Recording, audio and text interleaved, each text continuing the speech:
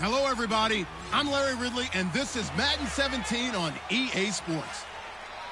One team comes in off a victory, the other comes in off a defeat.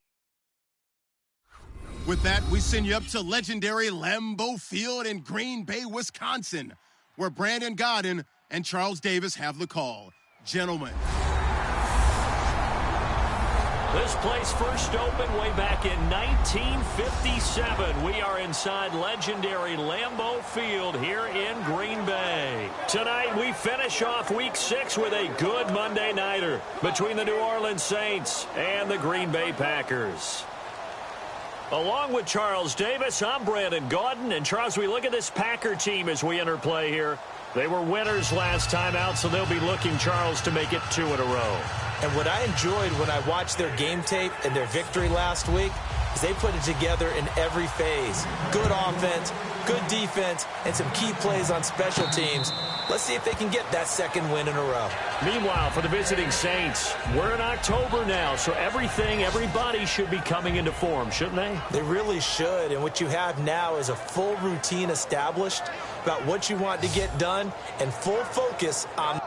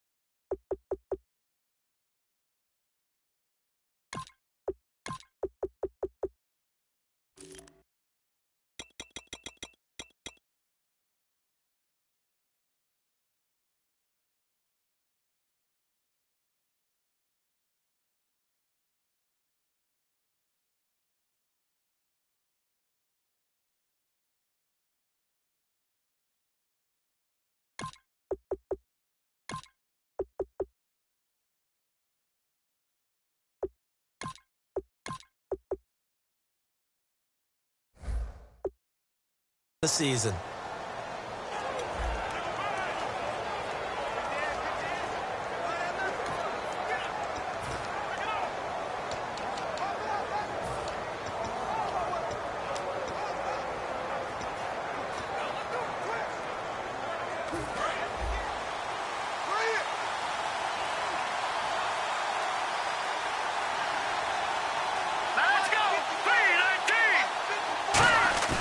Now a play fake here on first down. The ball popped in the air and intercepted. Picked off by Darquez Denard. Well, partner, that was not a good omen right there. The very first play from scrimmage, you just want to give yourself a nice simple throw and hopefully get yourself into a rhythm. That is the last thing you're expecting. And now you put your defense in a tough spot right from the word go.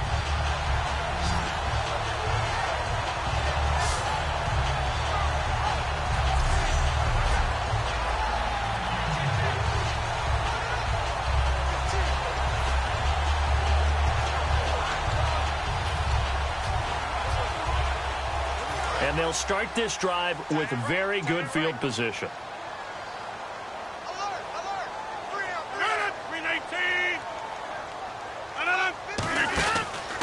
They'll run it now out of the gun. A beautiful fake. And they're able to get this one past the 30 down to the 25. Give them 10 yards on that one, and that'll earn them a fresh set of downs. Well, it certainly appears that they had a pretty good formula how to combat waiting around all day to play a night game. Came right out, smacked them, and gained big yardage because it's tough for a coach. How much time do you spend with a team? How much time do you meet? How often do you actually eat meals? Do you get them out of the hotel? It's a tough, tough task to have them ready to play a night game when they've had to sit around all day and usually watch other people get ready to play as well. Fresh set of downs here.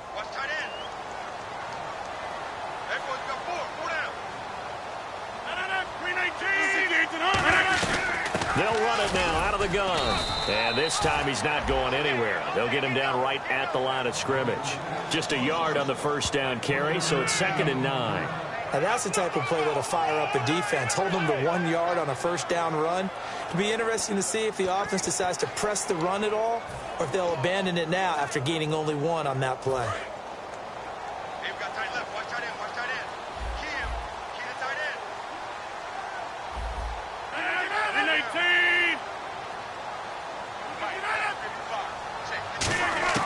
On 2nd down, here's Rodgers.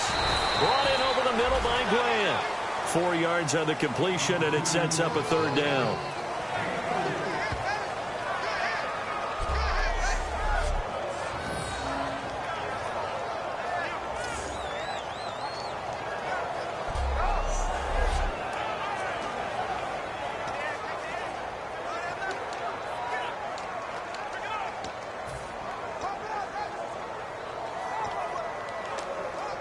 And now inside the red zone, the offense will operate.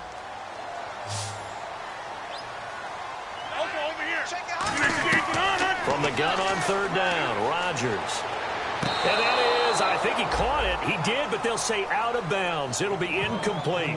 A 3rd down, he tried to stay in bounds, did all he could. He caught it, but was led a little bit too far. Yeah, that's always difficult, isn't it? Because you know half of your body is trying to stay behind while the other half is reaching out, trying to catch the football. The top half worked. It was the bottom half that was in question.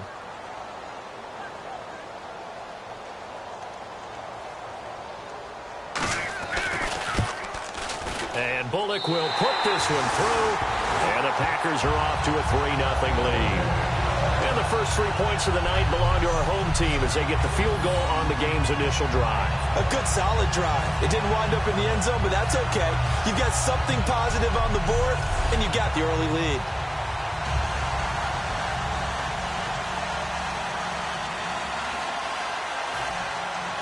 Set now to kick this one away, and off it goes. That's fielded in the end zone. And he'll make it across the 20 as his guys will set up shop at the 23-yard line.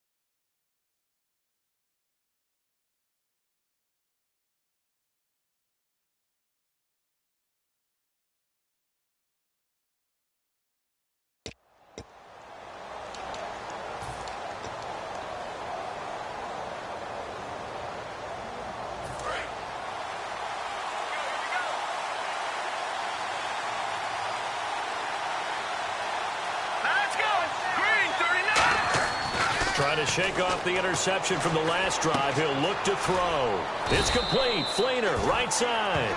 Give him 9 there on the first down completion. Seeing that play and understanding just how tough it is to cover tight ends, especially the ones running around the NFL nowadays, makes me glad I didn't make it in that league. I would have had a really difficult time. But now you get to sit up here with me. Yeah, and that's fun, isn't it? And what a really nice game right there on first down for them. Brings up a nice second down for them. Second and very short here, less than a yard.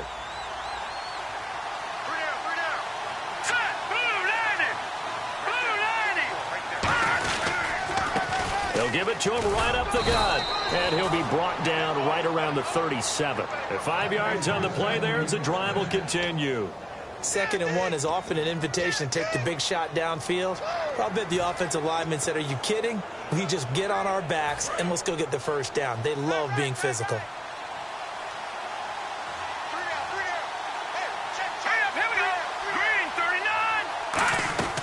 They'll look to throw here on first down. And he will find his man on the outside. And he's going to get this all the way down inside the 35. Give him 30 yards there. Now, that play will end up on the highlights, and you'll see it all over the place. But what you won't see, the offensive line that bought the extra time, that allowed for the big completion downfield, those guys made that play possible.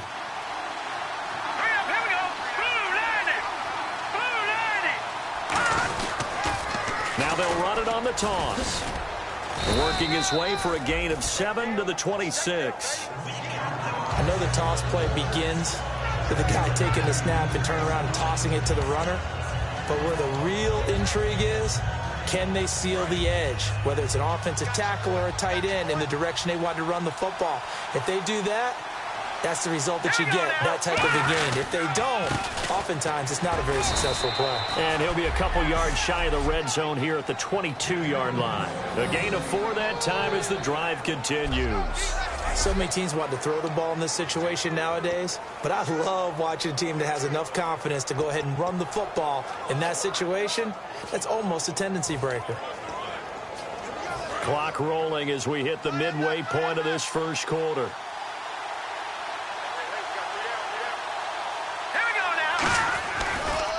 And the former Heisman winner, this is Mark Ingram. And he is met at the line of scrimmage, and he goes down right there. Tackle made by Demarius Randall. And a very good offensive unit here. One of the reasons they're so good is running back Mark Ingram. Took a little while for him to find his footing when he got into the league, but the former Heisman Trophy winner has it now, and it's really upped his pass receiving potential. A nice player.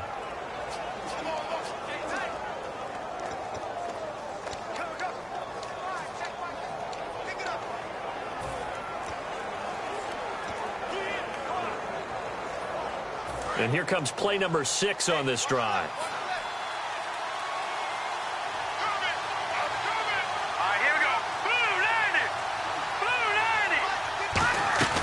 Off the play fake, he'll look to throw. Left side and caught by Fleener. 6 yards is the pickup, and that'll lead to a 3rd down. So much goes into a successful play, doesn't it? How about that play action there? Freezing the defense just enough to bring the tight end free downfield for the completion. 7th play of the drive now as they come up on a 3rd and 3.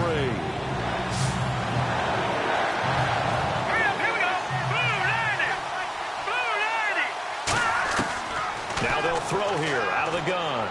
He's going to flip one out here to his running back. He didn't get the touchdown, but he did get the first down as he's tackled at the 1. And Brandon, from our time in college football, where receivers weren't running the traditional NFL route tree, one thing they did learn, find open areas, find soft spots, and set up and catch the ball. And he is in for the score. Touchdown, New Orleans. A great effort there. His 3rd touchdown now on the year. And the Saints have taken the early lead.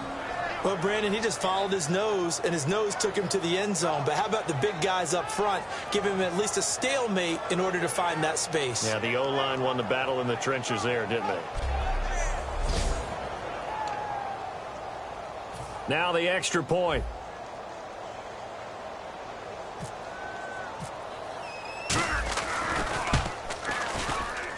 And this This is no good. He missed it. Not a good start here in the kicking department as this remains a 6-3 score.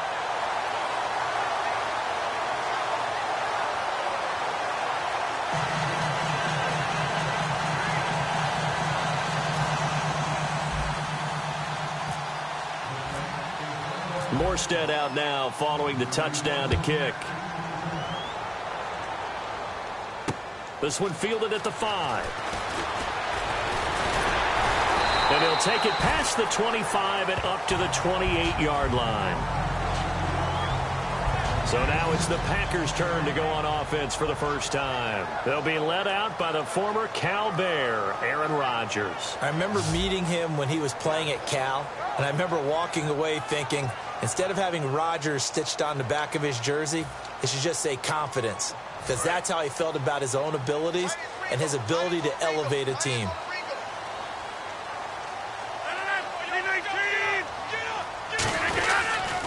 And to give this time to the tailback.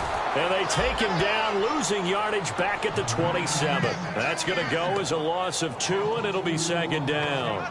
Brandon, that play ended so fast, it's almost as if the quarterback handed it to the runner, and the tackler was there right away for a loss of yardage.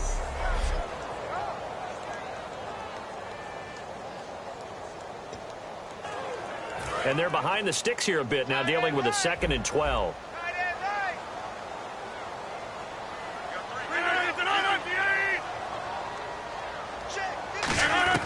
Now Rodgers throwing on second down. Going right side here, and that's complete. They'll wind up getting 10 back as that sets them up for third down. They sure put the coverage guys in a stress on that one. They thought they were going deep. Ends up curling inside for a nice chunk of yardage.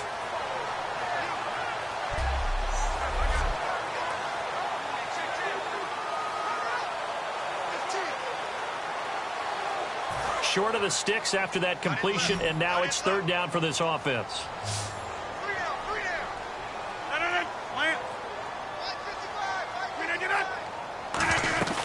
They'll run it now out of the gun.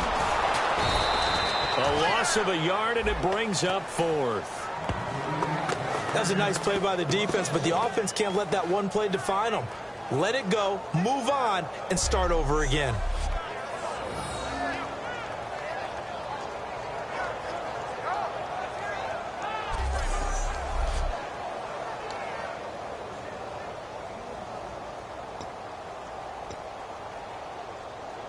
On now is the Packers punter, as he's on to punt for the first time tonight.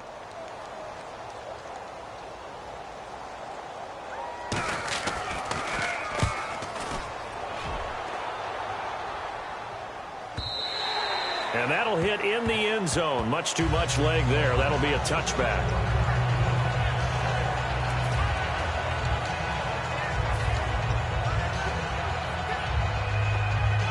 Out is the Saints offense now as they get ready to take over here. And they were able to punch it in the end zone last time. They'll be looking to do that again here for the defense. Obviously, they'll be looking to stop them from punching it back in the end zone. It always is punch-counter punch, isn't it? And which team has the advantage? Well, let's just go back. Last time on offense, they rolled downfield, got into a good rhythm. You can see a little more bounce in and out of the huddle. You can see the sideline really get into the game. So defensively, you're thinking to yourself, how do we take that away from them? How do we get the advantage back? Let's see what they come up with. I think pressure is always the first way to go. You love pressure. I love it. We'll see if they dial it up this drive.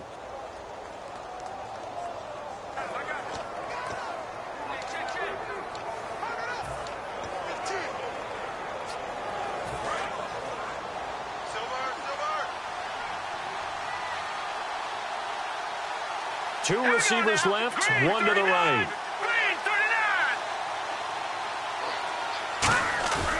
And 2nd and 10, he'll look to throw again. Oh, he almost had it. Already with one interception, just missing his second there. He's now exactly had a banner start to this game. We're still in the first quarter. He's already thrown an interception, and that should have been the second one.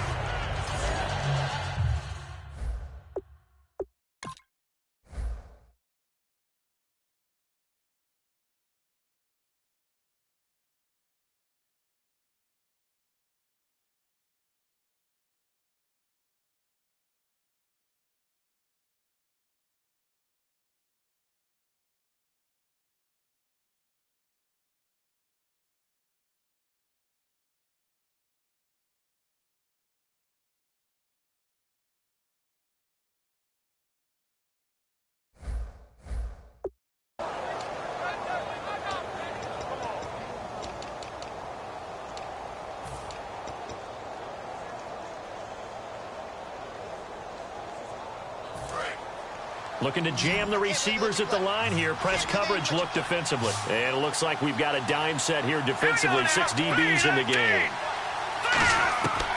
From the shotgun, he'll look to throw. He's got time. It's hauled in by Brandon Cooks. It'll be a gain of 8, but it'll also lead to a 4th down.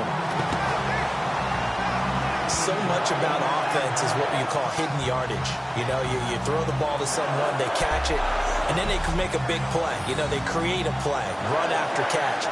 They did a really nice job here of limiting that and keeping him from a 1st down. Yeah, stopped him in his tracks. Now the veteran punter for the Saints, Thomas Morstead, on to punt on 4th down. Back deep, Jakeem Grant.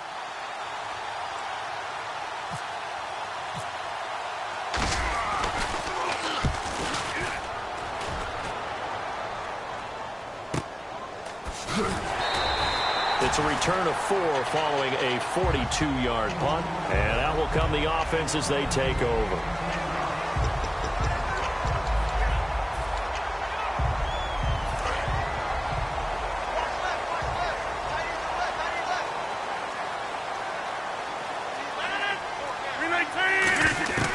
Throwing on 1st down is Rodgers. And Rodgers has it over on the right side. And getting this just shy of midfield. They'll spot it at the 49. So we played 1 quarter here on a Monday night. 6-3, that's our score. We're back to Lambeau in just a moment.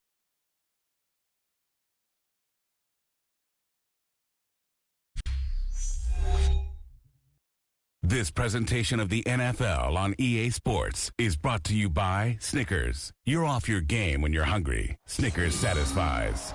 With Charles Davis, I'm Brandon Gaudin. 2nd quarter about to get underway with the Packers in possession of the football. And they've got it here with a 1st down.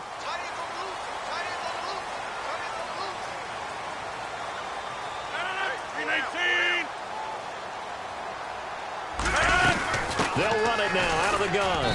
Takes to midfield, but no further. Just a yard there. A 1-yard gain could look like a disaster, but it all depends on how the game is going. Is it a series of 1-yard gains running the ball? If that's the case, you might have to start thinking about throwing it a little bit more. But if it's just the occasional 1-yard run, hey, congratulations to the defense. They won that one. Come back and get them the next time. From midfield, here's Rodgers. And did he get the feet down? No, they'll say he did not. It's incomplete. That was a nice catch, but unable to stay in bounds. And remember, it wasn't a wide receiver who works on that all the time. I was going to say, he likes to get the ball handed to him. Now, don't get me wrong, he's part of the passing game as well, but maybe a little out of his comfort zone there. Yeah, he might want to have a few words to say to us about that later, but I am still going with you on that one. Wide receivers work on a little bit more. And he comes back with one complete. And a gain there of 11 yards. So he makes the grab and the chains move forward. Nice job by the offensive line.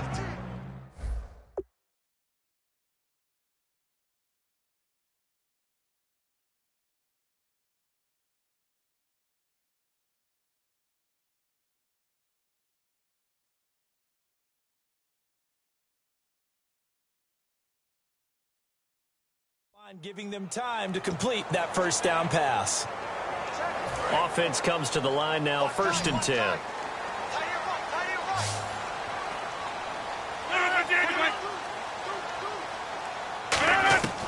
Rodgers now on 1st down. And no escaping this time as he'll go down. They got him for a sack.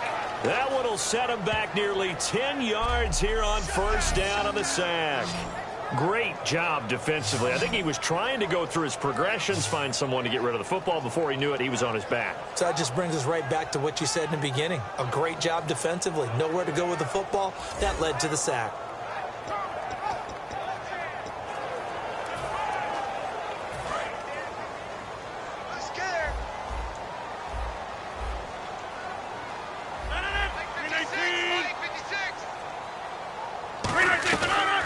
They'll run it now out of the gun. Oh, nice move. And able to push his way forward here for a good little gain. They get 5 yards on the run there. Still left staring at a 3rd and about 14. Frustrating for a defense, energizing for an offense. Finding a way to create that type of yardage in your running game, that'll make the guys carrying the ball very, very happy.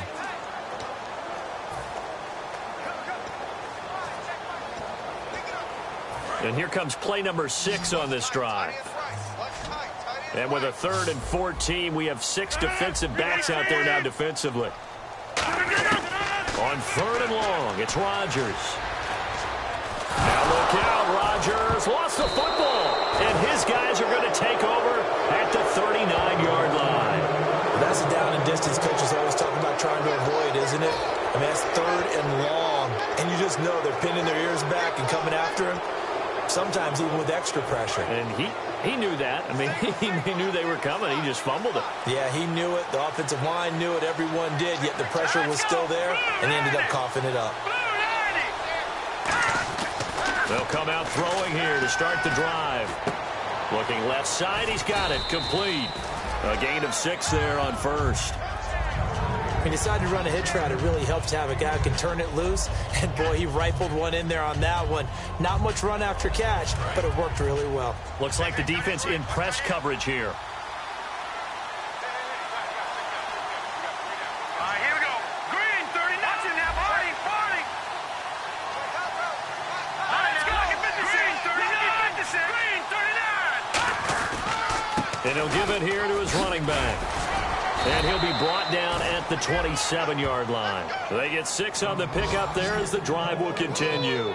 And that's a nice pickup of a 1st down on that 2nd down run. And at that yardage gained, they can run that play on any down.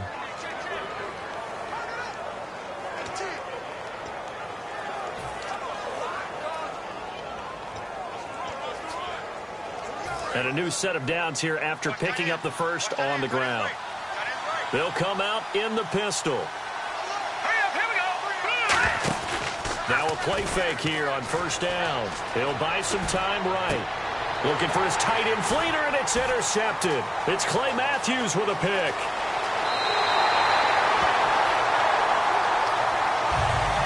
Well, I get what he was trying to do. He was moving to his right and trying to shift the coverage, but instead he shifted the coverage also to the right and threw right into it for an interception. Now the Packers get set to go. And last time the turnover on the fumble, and they were in enemy territory, so that had to be very frustrating. Down on the scoreboard here, can't do it again.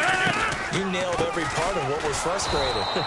Down on the scoreboard, had a drive going, had pushed it past the 50-yard line, so they thought they were in striking distance, and to come away with nothing, not a good feeling at all, to put it mildly.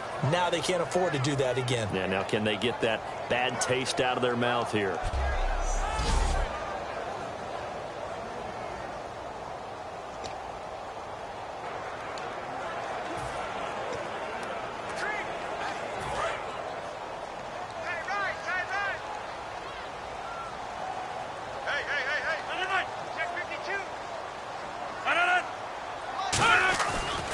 Play fake. Rodgers finding time. Now look out. Rodgers lost the football. And they'll set up shop right near midfield at the 49-yard line.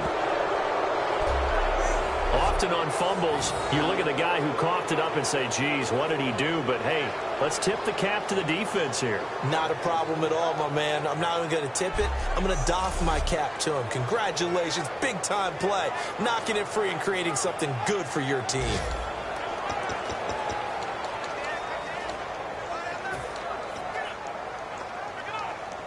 Out onto the field comes New Orleans. And 2 interceptions thrown here in this first half. You hear it, no matter the sport, they say the great athletes, they can kind of have a short-term memory, but that's easier said than done. It is easier said than done, but I played with a guy who threw 2 interceptions in the first quarter of a really big game we were playing. Johnny Unitas? And no, not quite at that level and not at that age. But I was going for the age. I remember looking over at him, and he was smiling. And I thought, what is he smiling about? It's because he had enough confidence in himself that that was a fluke. And he went out and played pretty well the rest of the day.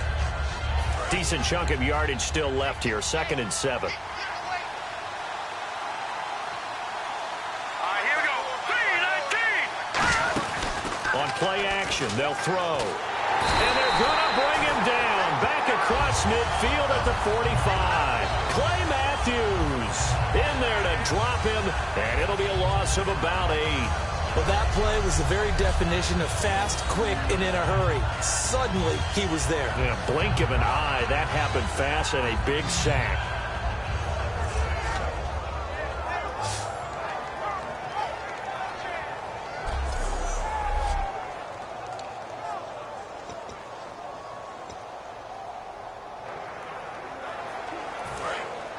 And on the outside, they're playing press coverage. It looks like the Packers have added an extra DB on third down.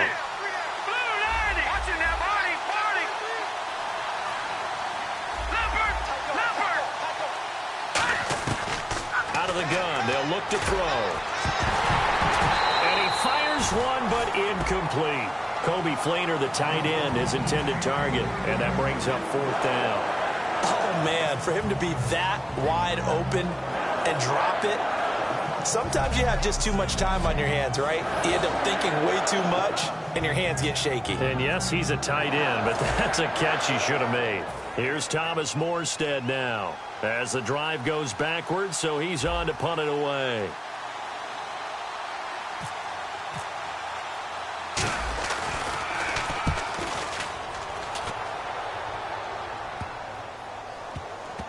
Oh, and what a play on special teams here. This is going to be down inside the 5, all the way down at the 2-yard line.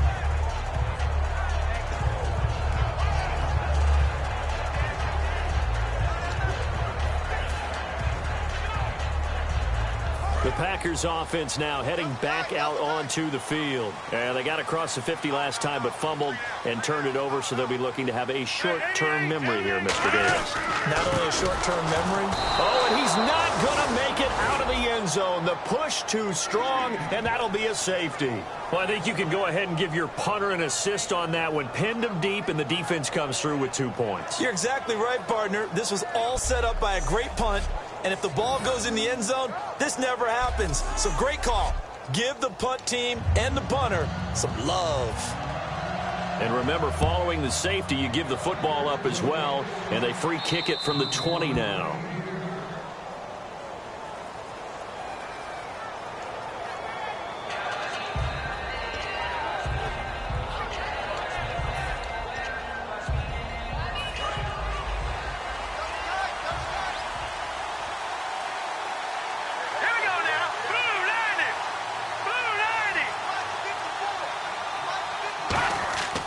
They'll look to throw now on first down. Oh, it's a screen pass. That's complete. And he is going to lose yardage here. That's going to go as a loss of 7, and it'll set him back for second down. Got to give some credit there defensively. They snuffed out that screen early on first down. Really read it well, didn't they? Because they didn't bring the pressure that they expected. They covered all the passing lanes. So once you see it break down as the passer, I think in this situation, you're throwing it at the feet of your back to make sure no one picks it off, or you throw it away, throw it over the sideline. Don't try and freelance and try and make a bigger play. There's really no one else running a pattern that should be open. He'll drop to throw. Oh, the ball comes out on the hit, but they'll say it's incomplete. When defenses get to the quarterback that quickly, a lot of times it's called a jailbreak. It wasn't quite that fast, but fast enough that he had no time to look downfield and set himself to throw the ball. And as he tried to do that, he was hit and it forced an incompletion.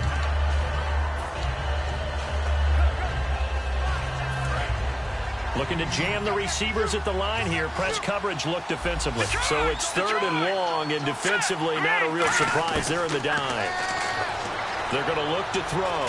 He's going to float this one deep right side. And incomplete. A disappointing drop there defensively by the rookie. And now fourth down.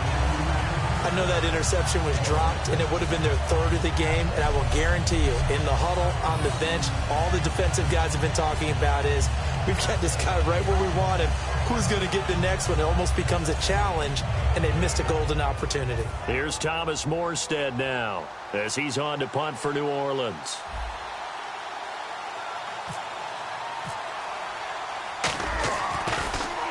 This is away, and a very good kick angled for the sidelines. And they'll play keep away from the returner as this one will be marked out of bounds at the 13-yard line. Pretty good spot. The Saints defense getting ready here, heading back onto the field. They have looked good. The last time out, the safety, the most recent rendition in what's been a good game. They're playing awfully well, and whenever you force a safety, not only do you put points on the board, seize some momentum, but you feel like you're starting to dominate things a little bit. This defense, partner, they're looking good. Yeah, they have looked sharp. Will it continue now? You know that old expression, it's not my night? It hasn't been his so far. I don't know if the legs are a little bit heavy. Sometimes having to hang out all day and play doesn't exactly play to your advantage, but it's been a tough go for him. And every time he looks up, somebody's there defensively. That was the same case on that play. They'll run it now out of the gun. And he'll take this up only to about his 18-yard line. It's a 4-yard pickup there, and it leaves him with 3rd and 5. And now the Saints are going to take a timeout on defense. They'll have 2 remaining as we step aside here in this second quarter.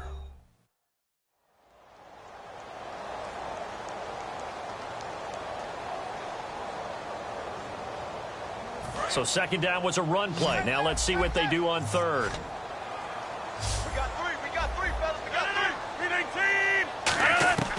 From the gun on 3rd down, Rodgers.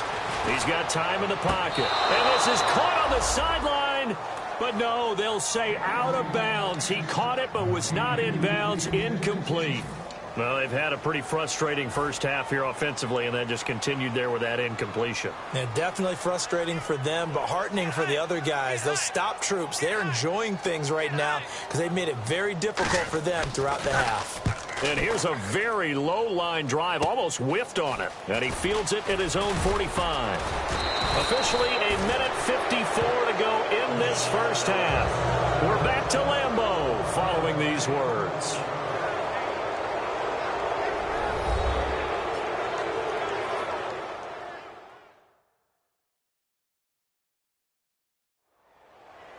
Coming up at halftime in a little less than 2 minutes, we'll send you to Orlando where Larry Ridley is standing by. He'll have highlights and analysis of this first half.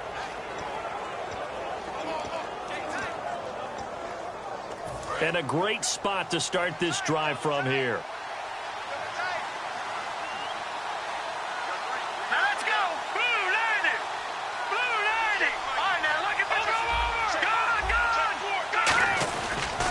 And on the ground they go with the running back. And he's going to fight his way forward here for a modest gain. 5 yards on the carry. Good pickup on 1st down. And there's a run to be happy with. Good, solid yardage. He'll take that anytime you hand the ball to him back. So 2nd and medium, 2nd and 5 now. Looks like the defense in press coverage here. They'll set up a throw. This will be caught at about the 6. And he'll take it into the end zone for the Saints touchdown. Their dangerous wide receiver. His 3rd touchdown now on the year. And the Saints add on to their lead. As a former DB, you might not like to see that, but from a wide receiver's perspective, those are the plays they dream of. Correct on both counts, all right? Because once he took off, I mean, let's face it, that should have been done in Big Sky country. Aren't any speed limits out there? And off he went. Glad I wasn't the one trying to chase him.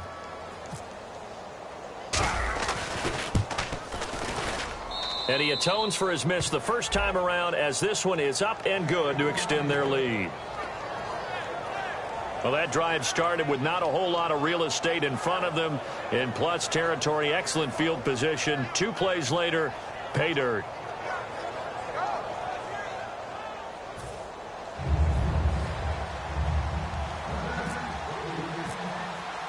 Morstead out now following the touchdown to kick.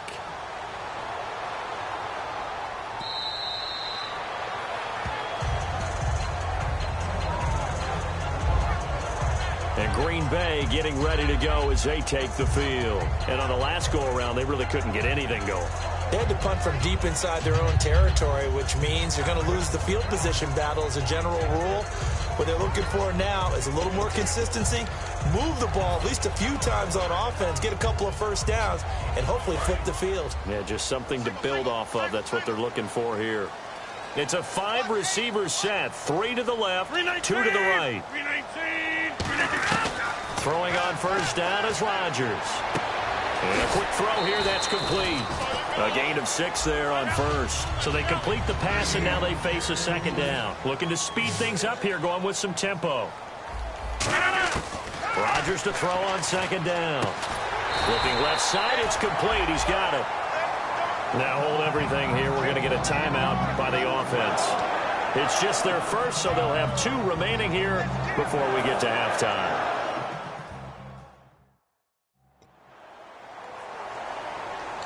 And the offense lining up 1st and 10.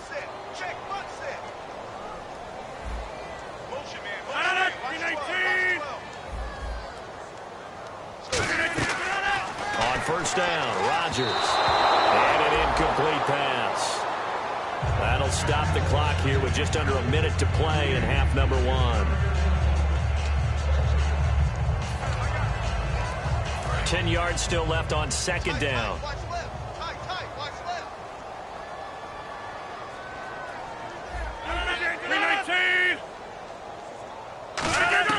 Back to the air on second down. It's Rodgers. Complete left side, the tight end Rodgers. Now whistles come in. We're going to get a timeout here by the offense. So that means they're down to 1 remaining here as we head toward halftime.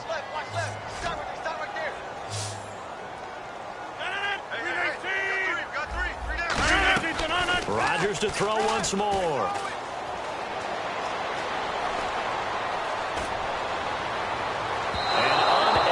Connect on the long pass. It falls down incomplete. They got pressure there and only rushing 3. And there's a defensive coordinator right now who is celebrating not just getting home with 3 there, but realizing if that's the type of pressure he can get in the entire game, then his pass defense is going to be excellent. You're dropping 8. Where are you going to go with the football?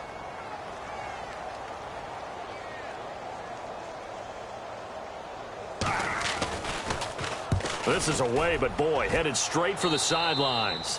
And this one will not be returnable as it sails out of bounds. We get a look at the Packers defense as they work their way into position. Last drive, touchdown surrendered. Here, see if they can stop them.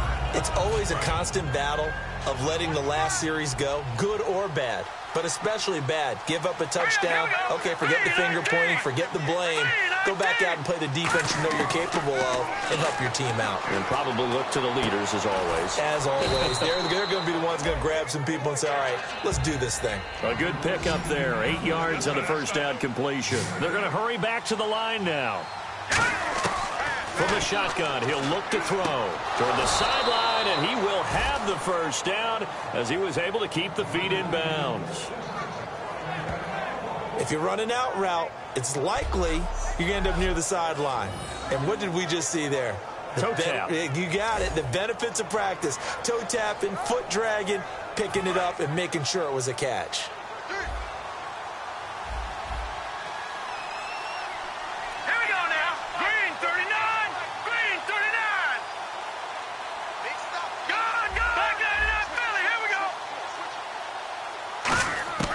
They'll look to throw here on first down. Looking left side, and it's complete. And he's going to get this down to the 35-yard line. Now hold everything here. We're going to get a timeout by the offense. So that means they're down to 1 remaining here as we head toward halftime.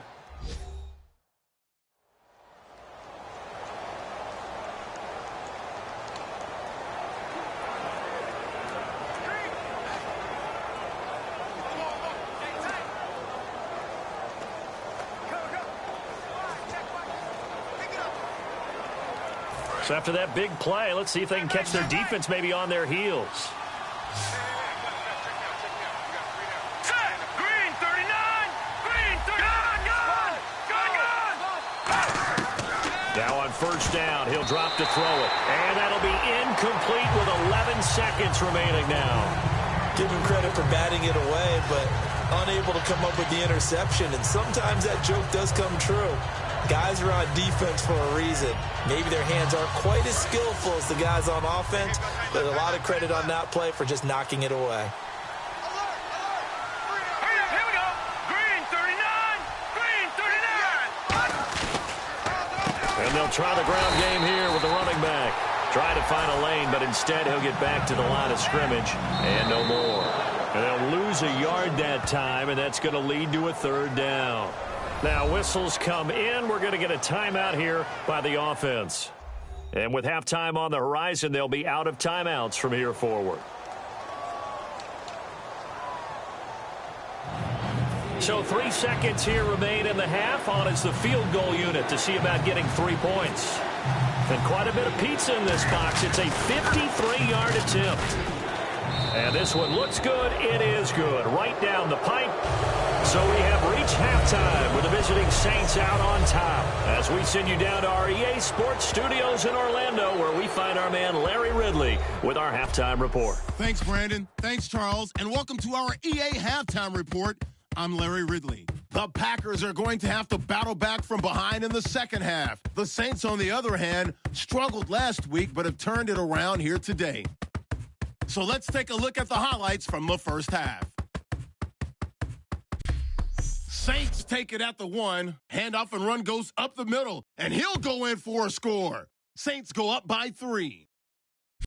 Saints have it at the 17. The completion is made on the slant and ends up working for a touchdown. Saints up now by 12.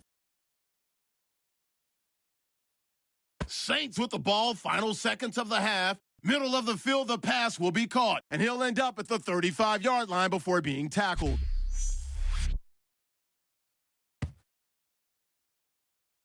So that'll do it from here in Orlando. Let's get you back up to Green Bay as we rejoin Brandon and Charles at Lambeau Field.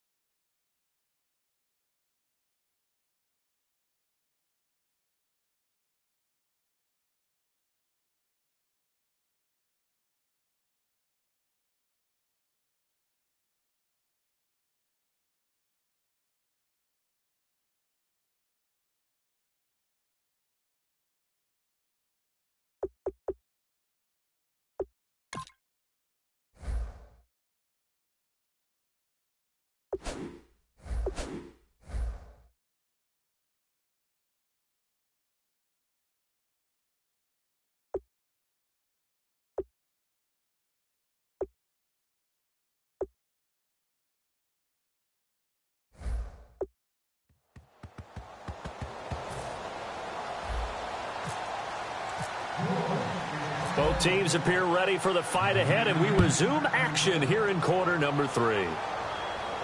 This will be fielded at the 6. And he'll bring it a few past the 20 to the 23-yard line.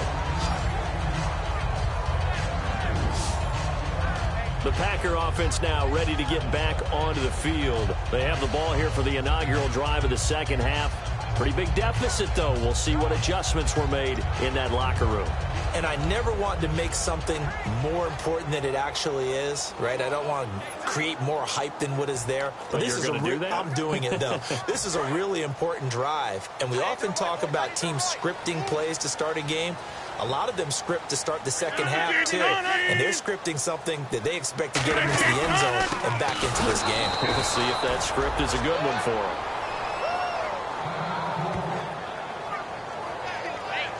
Now it looks like we'll get a timeout as there's a Saints player down here on the field. While the training staff takes a peek, we'll take a break.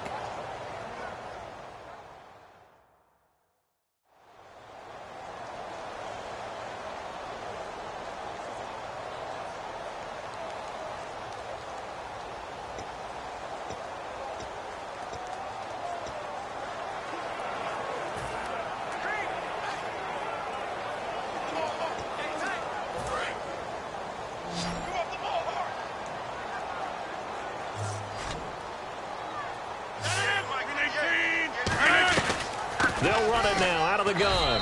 And this has been a recurring theme tonight for sure. Nowhere to run. Back to the line of scrimmage, that's all. I do know from experience that when you slow down someone's running game, you're now doing the dictating on defense. And guess what? Now you're getting ready to tee off on their quarterback because they have to throw it all the time. But you still have to be alert for the draws and other plays of that nature to make sure you don't get hurt. Offense needs 11. Have to think pass here on third down. They come up in an empty set. 4 wide receivers, 1 tight end. Throwing is Rodgers on third down. And he finds the tight end, Rodgers. The completion good for only 6, and that'll bring up 4th. One hallmark of good defenses is understanding the game, understanding positioning.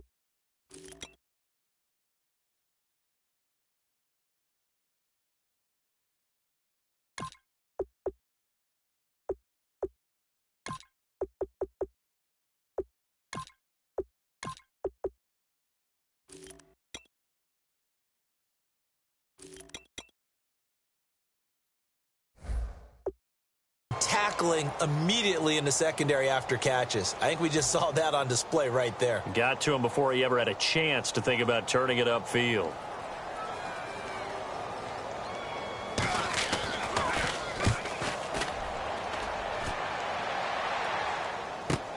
He'll field this at the 5. Great blocking on the return. It springs him for 25. And the Saints will take over with a first down and 10.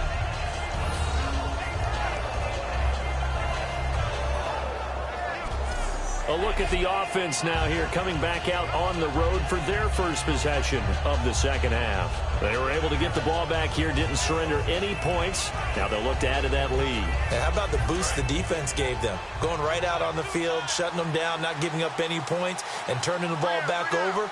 They want to do their part now and show them a little respect and some gratitude by scoring some points. And to get a little more cushion. They'll give it to him right up the gut. And he went nowhere. He'll lose yardage back to the 29. It's a loss of a yard there, and now second down. When you see a base 3-4 team that attacks and moves similar to what we just saw in that play and spills running plays, I often think back to the Giants, the New York Giants of the early 90s. That was one of the best attacking 3-4 teams that you saw, mainly because they had 4 tremendous linebackers. They'll look to throw. It's caught left side by Cooks. Past the 20. Touchdown, New Orleans. Brandon Cooks, his 6th touchdown of the season. And the Saints now add 6 to their lead. Good pass, clean catch, and a house call there on the fly route. And not that much room to operate. So that tells you about his acceleration. We always talk about being able to go from 0 to 60 real fast. It took him less time than that to get to top speed and complete that play. No going for 2. They'll kick the point after. He missed one earlier, remember, but this time he gets it to go.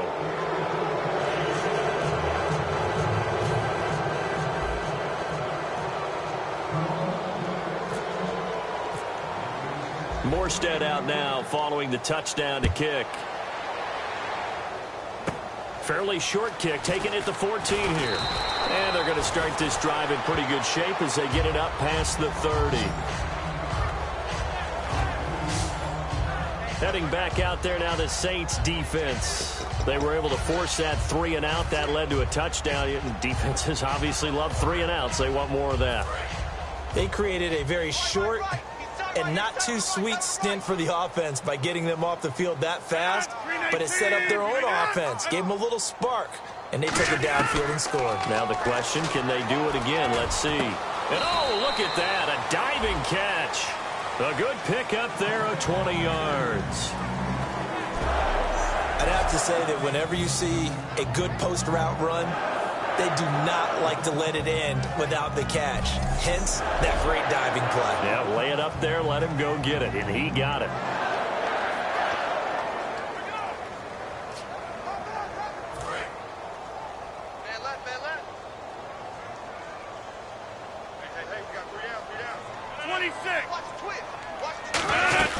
They'll run it now out of the gun. And it's a fumble.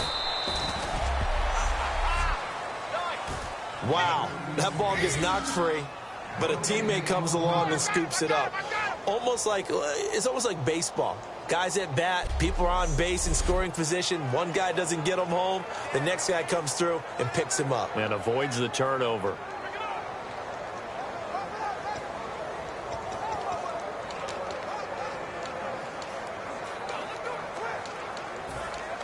So after nearly turning it over, new life here for the offense on second down. We got three, fellas. We got three. Rodgers to throw on second down. And seeing nowhere to throw, he chucks this one away from harm. Incomplete. Now it's third down. Well, not to get too overcritical there because he knows what he's doing, but his shoulders looked a little off kilter there when he threw that. I don't think you're being overly critical there. You're just analyzing it, and he gets those shoulders right. That pass will go from incomplete to complete. Offense trying to avoid stalling out, facing a 3rd and 10. They come out 5 wide, 3 of them to the right side. From the gun on third down, Rodgers surveying the field. Nowhere to escape, and he goes down. It'll be a loss of 8 on the sack, and it's going to lead him to 4th down. That's his 2nd sack of the game. The best defensive ends, they do their homework as much as offensive guys do. They know how to beat the offensive lineman across from them, what moves they need to do to set them up. This guy's been pretty good at it all game long.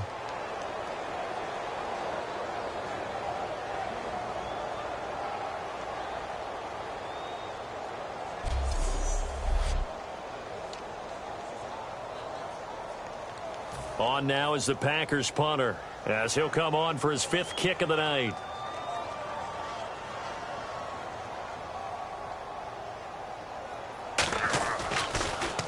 And he deserves a bronze leg as he gets this one away.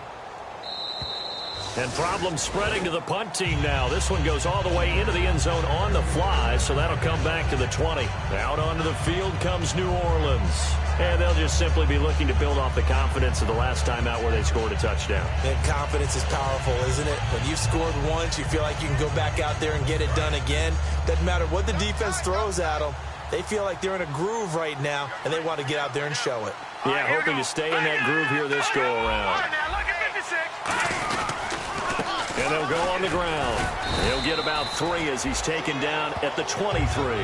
You know how we get focused at end of the half and into the game situations about how much time's on the board and, you know, what you need to do? Sometimes you don't even have to worry about that. That's just smart football. You know, that kind of a lead, staying in bounds, it burns clock, even in a situation that we're not really focused on it. And after the play on the ground, that brings up second down here. Again, we'll see the pistol here. All right, here we go. Blue 90. Blue 90. Hot.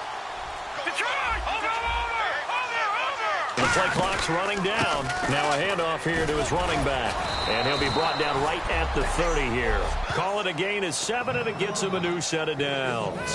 That's a good, nice, crisp run for a first down. I wonder if the defense might have been loosened up a little bit, maybe anticipating a pass instead of the run that they got.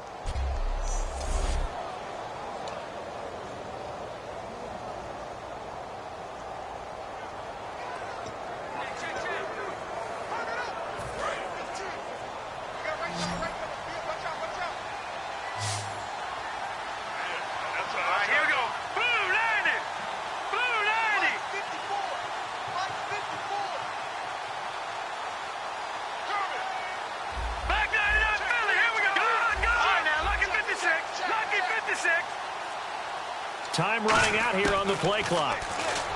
They'll drop to throw. Firing quickly here, and that's complete. Give them 11 on the gain there, and it'll be first down, Saints. That looked like a pretty good route combination there because you've got to find a way to clear the guy running the drag, because when you do, you can just put the ball on him and then let him run. Yeah, he's got some space.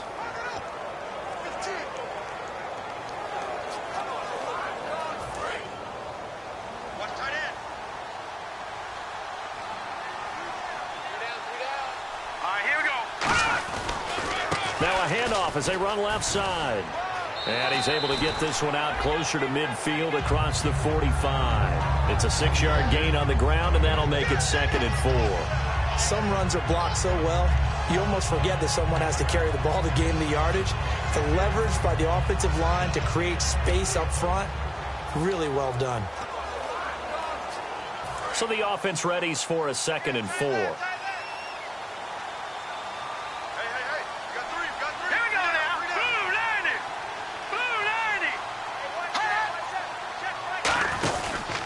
They'll give it to him right up the gut. And this carry not as productive. He's swallowed up at the line of scrimmage. No gain on the play that time, and they'll look to convert on what will be a 3rd and 4. And the evidence shows last week's game, it's really leaked into a second game now, Charles. What do you think of this? And it's a surprise, isn't it? Because when we spent time watching them practice, talking with the coaches, they felt like a bounce back was going to happen this week. They were very confident in the game plan, thought the defenses they would see would present great opportunities for big-time runs. We're not getting that so far. I don't know if it's the game plan or if they're just being overwhelmed by the defense they're facing. An extra defensive back in the game now here for 3rd and 4. They'll run it now out of the gun. And he gets it down to the 48, enough for the first. It's a gain of 4 there, and it gives him a new set of downs. On 3rd down, that's a good job of situational football and understanding where the first down marker was and getting there.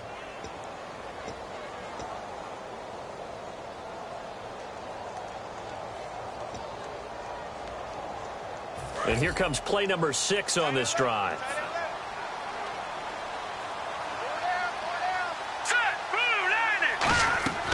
They'll look to throw now on first down. And incomplete. He was looking for Mark Ingram there. And now it's 2nd down. Well, the numbers have been good in the passing game, and certainly a big reason why they have the lead. But now here, third quarter, maybe go to the run game a little more? Yeah, perhaps. I mean, after that incompletion, a little credit to the defense for shutting them down on that play. Maybe you try and run the football a little bit more in this spot. But they have to feel good about how they've been throwing it overall. All right, here we go. Green, 39. Green, 39. And 2nd and 10, he'll look to throw again. And he's got it over the middle, Fleener. And they're able to get this one down to the 25. 23 yards on the play. And there's another completion to the tight end. And let's face it, it is hard to overthrow a 6'6" target. It is indeed. Quarterbacks like their speed guys. They like that huge 6'6" target that they've got in him. They really do, and it reminds me of what one great tight end told me once. He told his quarterback, just make sure you throw it up there, you know, kind of like put up on the top shelf where the kids can't get it. And now a first down following that long gain. Let's go. Green, 39. Green, 39. They go play action here on first down. And he rifles one incomplete.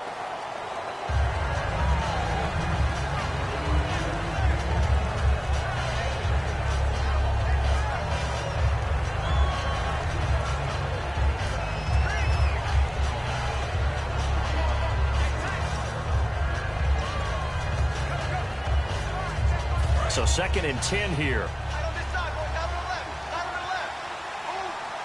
Here we go now. 319. 319. They'll look to throw again. Throwing for his running back, and he's got him complete. And he'll get it down this time to the 17. It's a gain of 7, and they're going to face a third down. He's already proven to be a factor in the running game on this drive. Now he gets involved in the passing game. I think what we're seeing here is the modern version of workhorse in the NFL, being able to run it and catch it with equal proficiency. And a really long drive here, and it goes on and on. They come out here in the eye. They'll try to run for the first with Ingram. So he fought off the tackle, and that effort gives him the first before he's brought down. It's an 8-yard pickup, and it leads to a 1st and goal. You know what really fires up offensive linemen? When the guy that is carrying the ball behind them can create his own space and break a tackle along the way.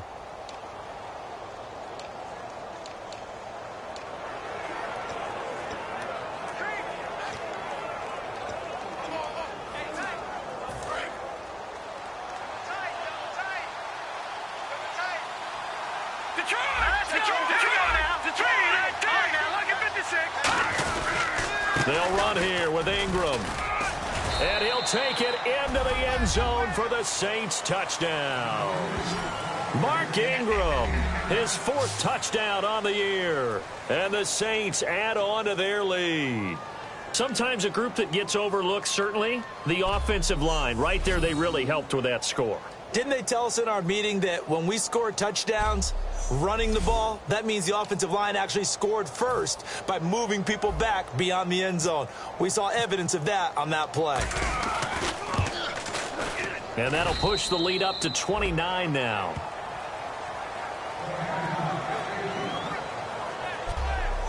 One quarter remains here as we wrap up the week on a Monday night. We'll return with more after this. You're watching the NFL on EA Sports. Back now at Lambeau. A lot of folks starting to make their way to the parking lot. Their guys trail big here to begin quarter number 4.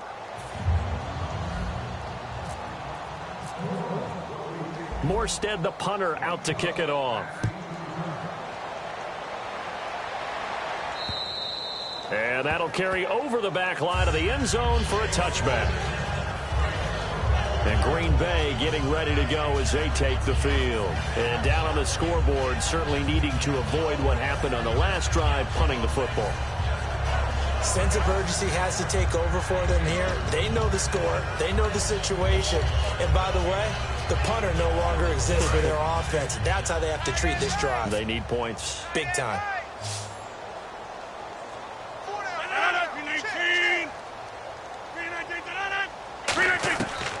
On first down, Rodgers. And he just gets rid of it, throws it away.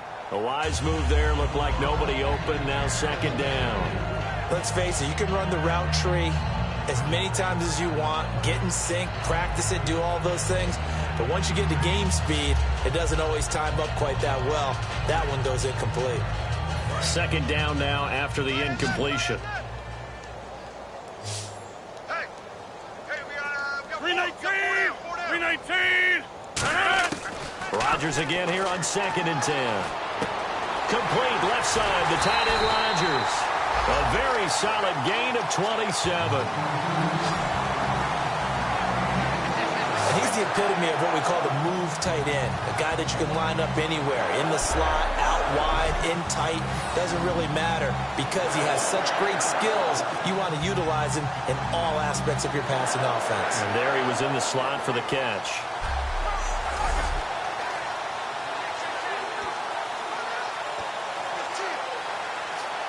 So after that big gain, let's see what else the offense has up its sleeve.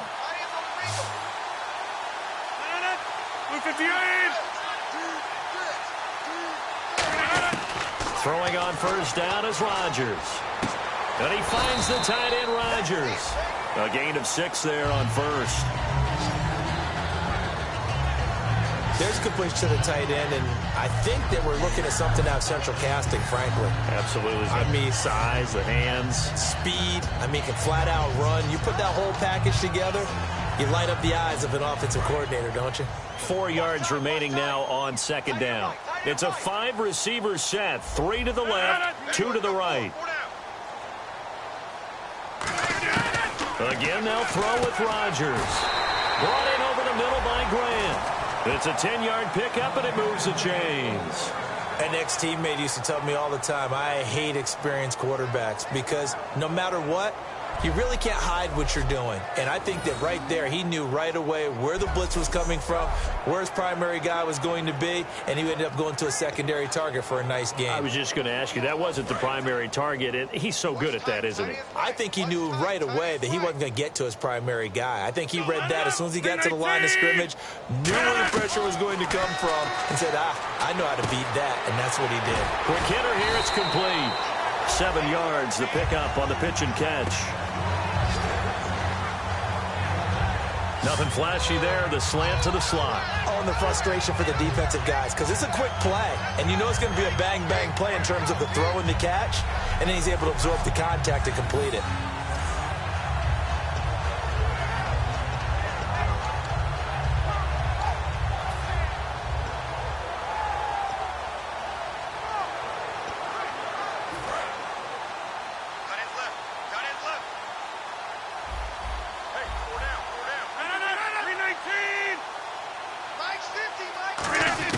Rodgers again now. And that will be caught, but out of bounds. Out of bounds, ruled incomplete here. I know for us it's fun, and it's not so much fun for the rookie receivers when we see them coming into the league and we're going to training camps. You see them working on getting 2 feet down instead of 1. But the best ones train in college trying to get 2 down instead of 1, so the transition's a little bit less. In this case, though, wasn't able to complete it anyway. Rodgers going to try and throw on third down. Now look out, Rodgers lost the football. And this is picked up by, look at this, middle of the field, a breakaway. And he's into the end zone, a fumble return, and a Saint touchdown. Huge, huge play by the defense, not only to force the fumble, obviously, but to return it for a touchdown. And I know it's no fun for anyone who plays offense, but isn't it fun to see how a defense rallies when there's a fumble return and everyone tries to find someone to block and bring it all the way home? I always like their celebrations because they don't get there that often. No, they're not choreographed very well usually.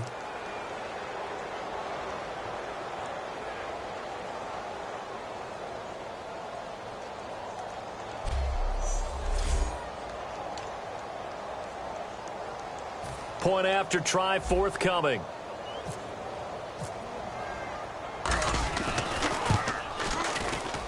Now this one was over a while ago as they just add on to their big lead.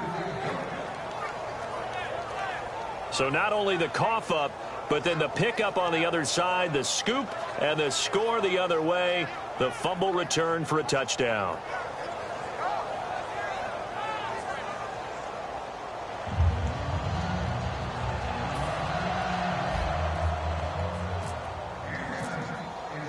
And you can bet they're preaching two hands on the ball here as the kick's away following that fumble return. And this will be a touchback as that sails over the end line.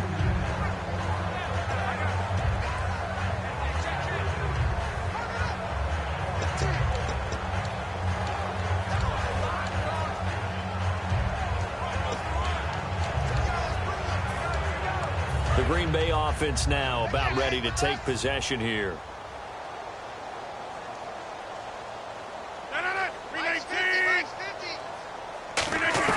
Rodgers now on first down. Finding his safety valve here. That's complete. It'll be a 2-yard gain, and it'll make it a second down. Was that a receiver? Yeah, actually it was. It was a running back who was a receiver on the play. I think he's been spending time in the receiver drills getting his feet down. Well, those guys out of the backfield, they got to be good, agile with their feet. He showed the agility there with a toe tap. No doubt about it. It's like he'd went to ballet school. Got the toes down and stayed in bounds.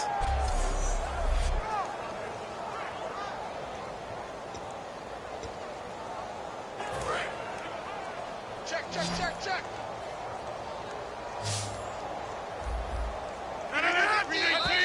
Now whistles here, flag down. I think one of the Packer linemen was moving.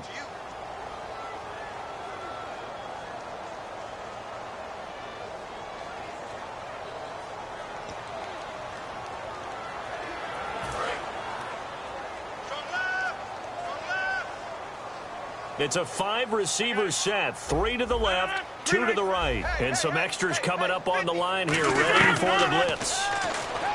Rodgers going to throw. And a quick throw here, that's complete. Give him 7 on the play, and that'll make it 3rd down. In so many ways, throwing the hitch route is actually one of the safer things an offense can do. Get the ball out to the receiver as fast as possible, hope he's got man-to-man coverage, and hope that his athleticism wins on the perimeter.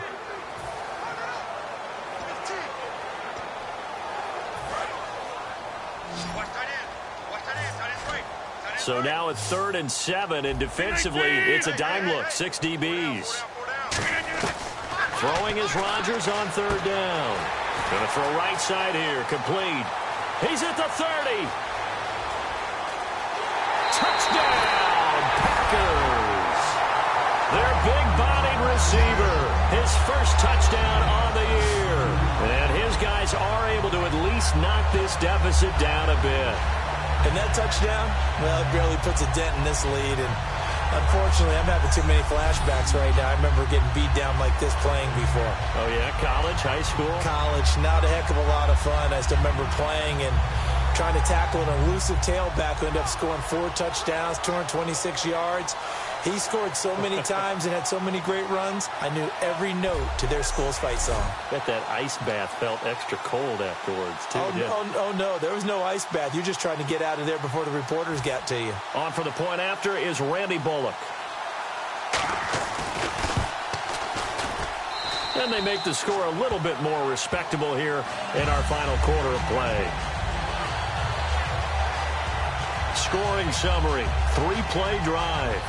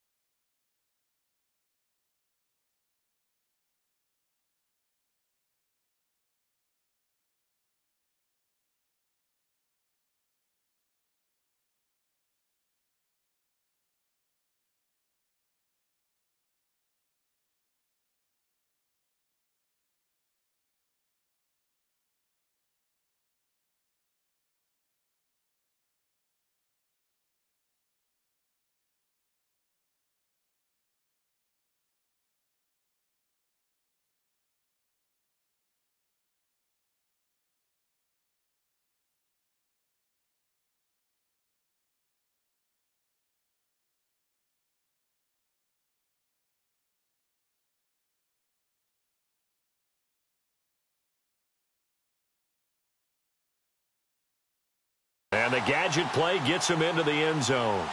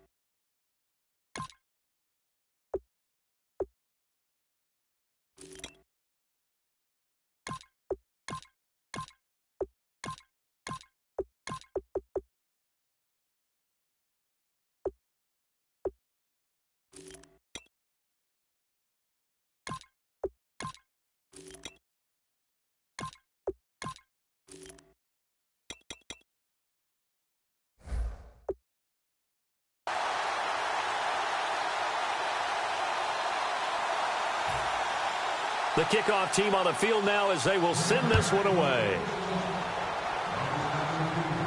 This is fielded at the chalk of the 10. And he's up across the 25 and down at the 28-yard line.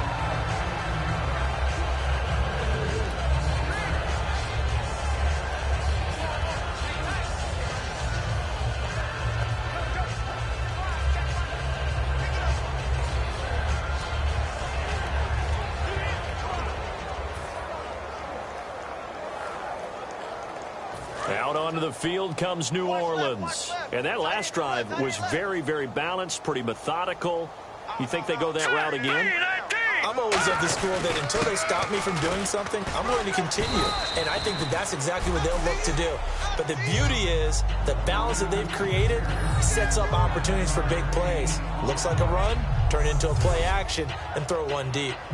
I know you're trying to wring every yard out of a run, but I think 9 yards there is ideal in this situation. Yeah, now next couple plays, you only need 1 yard. Keep that clock rolling with a lead here in the fourth. Yeah, and what you're saying is maybe if it takes you 1 or 2 more runs to get the first down, that's extra time, extra plays. Really hurts the team on defense. It's a 7-yard gain there, and it's good enough to move the chains. 2nd and 1, and people want to run the football. This is where every back in the league is supposed to do exactly what we just saw there. Pick up the first down.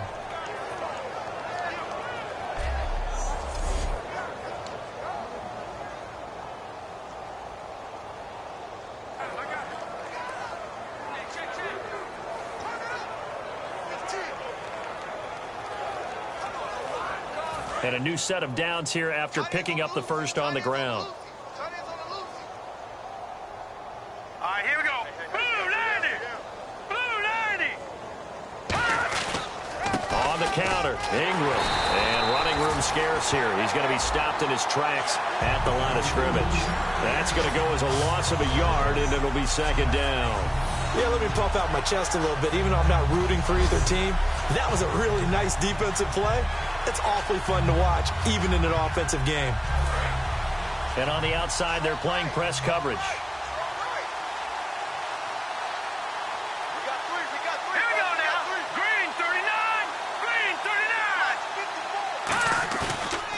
first chance for the backup here to throw.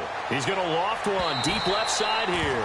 And they went for a big play through the air on second down. Couldn't connect. Now it's third.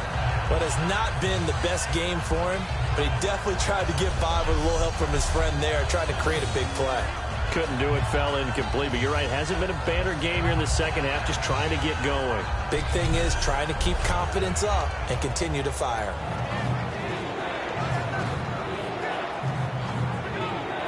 Third down here for the offense after the incomplete pass. Let's go.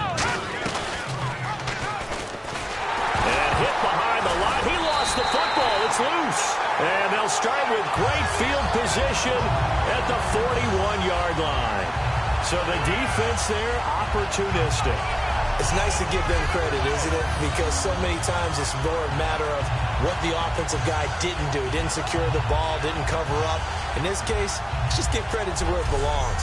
Knocked it free, made a big play. Aaron Rodgers, he's getting ready to go again here on offense. The numbers tell the story. Not the best start, but it's not often how you start, it's how you finish. And since that start, he's been good. Can you just imagine what was going on in the locker room with the defensive coordinator? Because things were working so well. His game plan was in effect. They were holding him down. He was off his game.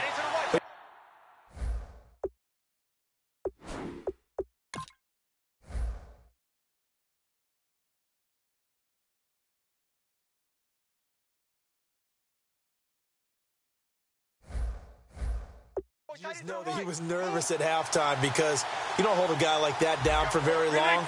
And in this case, his fears were realized. Movement there on the offensive line, a little quick, and a 5-yard penalty.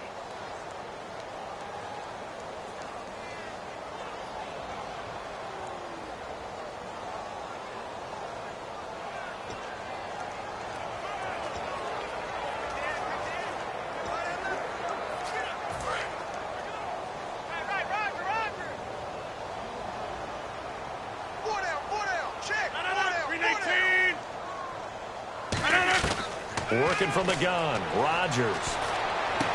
And he finds a man on a crossing route. And now off to the races, down the right side. Touchdown, Packers. A big play there. His 4th touchdown on the year. And the forced fumble defensively leads to 6 points for the Packers.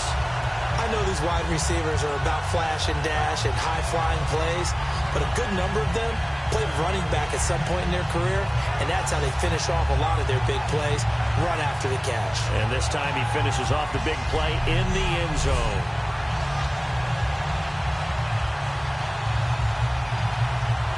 Here's Bullock now for the extra point.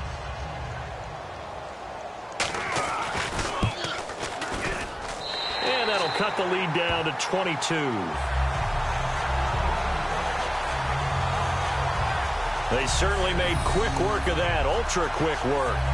One of the fastest drives you'll ever see, just one play resulting in the touchdown.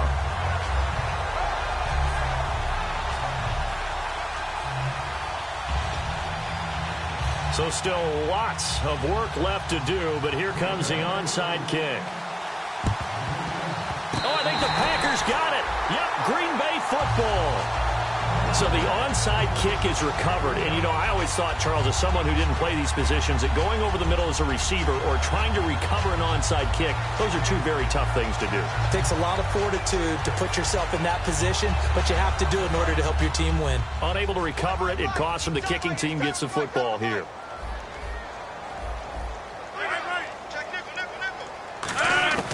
Now after the fumble recovery, it's Rodgers. Complete left side, the tight end Rodgers. A good pickup there, 8 yards on the first down completion.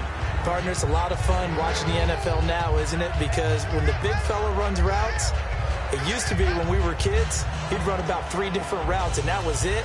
Now you can run anything and catch the balls we just saw there.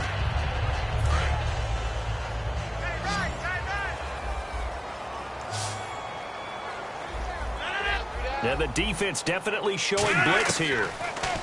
Now it's Rodgers firing quickly here, and that's complete. 7 yards there, good enough to move the sticks. They like going to him in the slot. He catches another one. I think this comes under the heading of until they stop him.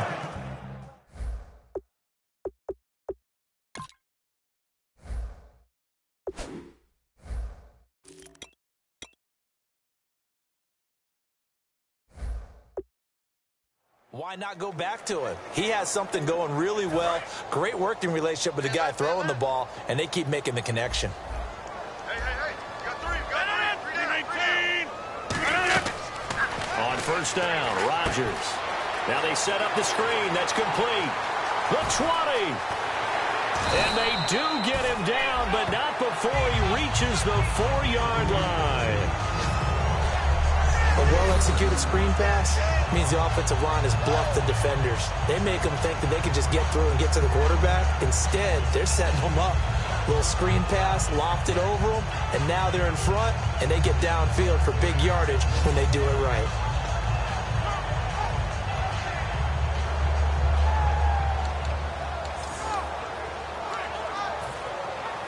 So after that big play, let's see if they can catch their defense maybe on their heels.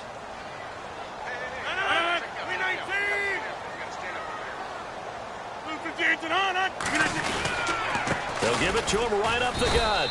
And he'll get this one back to the 5-yard line, but no further than that. They'll say no gain on the play, and it'll be 2nd and goal. He's fumbled already once, Charles. I'm not going to say that that was in his mind there, but I'm sure that during some of these plays he is mindful of it. And once you fumble the ball, you know what your team tells you and your coaching staff?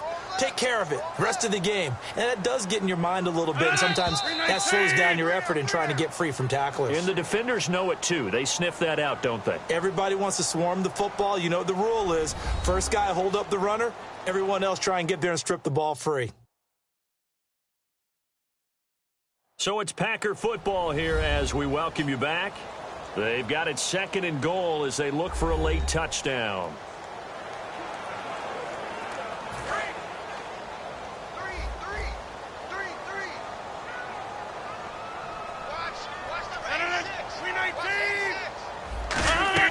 Rodgers to throw on 2nd down. He's got time. And not only did he drop it, he dropped it in the end zone. After all the preparation, all the practice, a play like that will absolutely break your heart. They had everything they wanted, just unable to complete it. In the end zone, a big-time drop. They got to have 6 here. It's 3rd and goal. Rodgers now on 3rd and goal. Touchdown, Packers. Their dangerous wide receiver. His 3rd touchdown now on the year. And the Packers get a score closer. And that touchdown puts us in a position to have a discussion, doesn't it?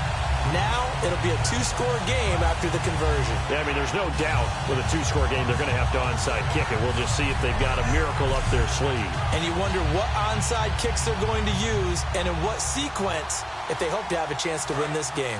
And they will line up now for the 2-point try.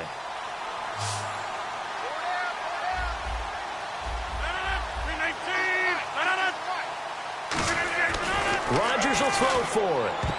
And they don't get it. They tried for the 2-point conversion there, but unsuccessful. Should have been picked. Probably doesn't matter on a 2-point conversion, but still, as a former DB, you want to grab that ball when you can, don't you? You certainly do, and don't say it, because I know you're thinking it. Don't say it. What am I thinking? You know what I know what you're thinking. Well, if he'd had hands, he'd be playing on offense. Now a loose football. Coleman lost it, and his guys are going to get the football at the 37-yard line. Well, 4th quarter, they felt like they needed the football back. Unfortunately, they couldn't get it. And I know we brought analytics into the game, and someone has said here that the data says that when a team's expecting an onside kick, 80% of the time, the team expecting it, they do actually recover the ball, which is what we saw here. I just wonder if that number is much more of a anecdotal type of a number. Kind of like when the coaches tell us, well, when you score on special teams, 93% of the time you win the game. I'm still waiting to see that number is empirical. And seeing no options, he just tosses this one away incomplete. Now that'll bring up 2nd down. Not too many things get to a quarterback of this magnitude but I think it's safe to say that pressure can get to any quarterback. He's obviously a great franchise quarterback, but felt the pressure, threw it incomplete. Rodgers will try again on second down. And he's just going to get rid of this thing. To no one here. He throws it away, and now it's third.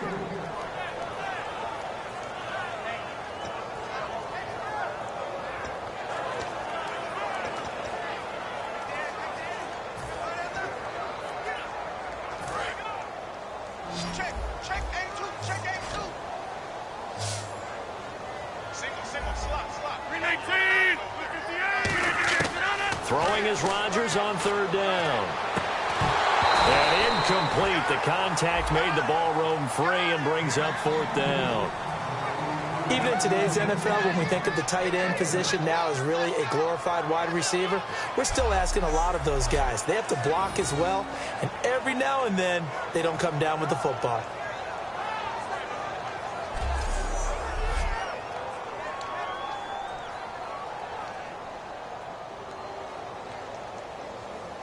All right, they're going to try and keep hope alive here on fourth down. They're going for it. Defense showing blitz. Now whistles here, flag down. I think one of the Packer linemen was moving.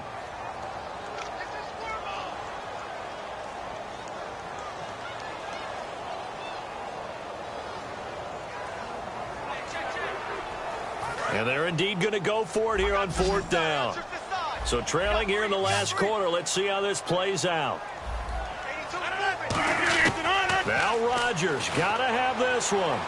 He's going to let, and this will be caught at the 30. A big play that time through the air. 38 yards. And quickly they get to the line. On 1st and 10, here's Rodgers. Finding time. He's going to flip one out here to his running back. And down inside the 15 he goes. That one good for 16, and the drive will continue. Into the red zone. It's Rodgers. This will be caught just inside the 10. 5 yards on the catch there. Brings up second down. He's been a busy man here in this one, and they're showing off some nice footwork to stay in bounds. And with those types of catches and the volume that we've seen in this game, wouldn't you keep him busy as well? I would. Of course. You got to keep throwing it to him. He keeps making plays.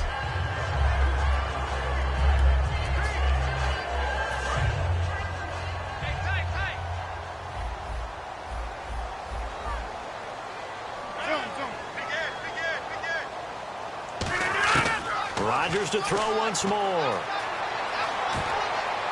His throw incomplete.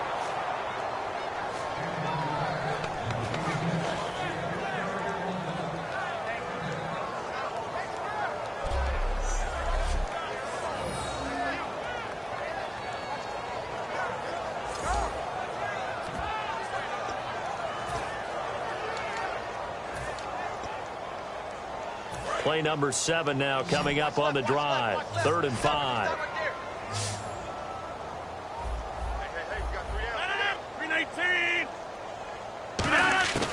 And again, it's Rodgers.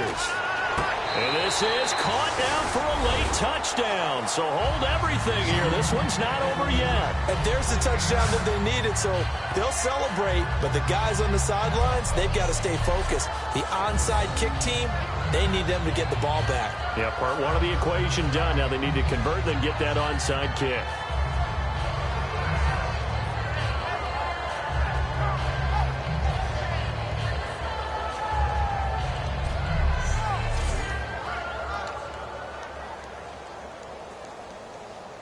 And there's going to be a stoppage here. The booth wants to take another look at this potential touchdown.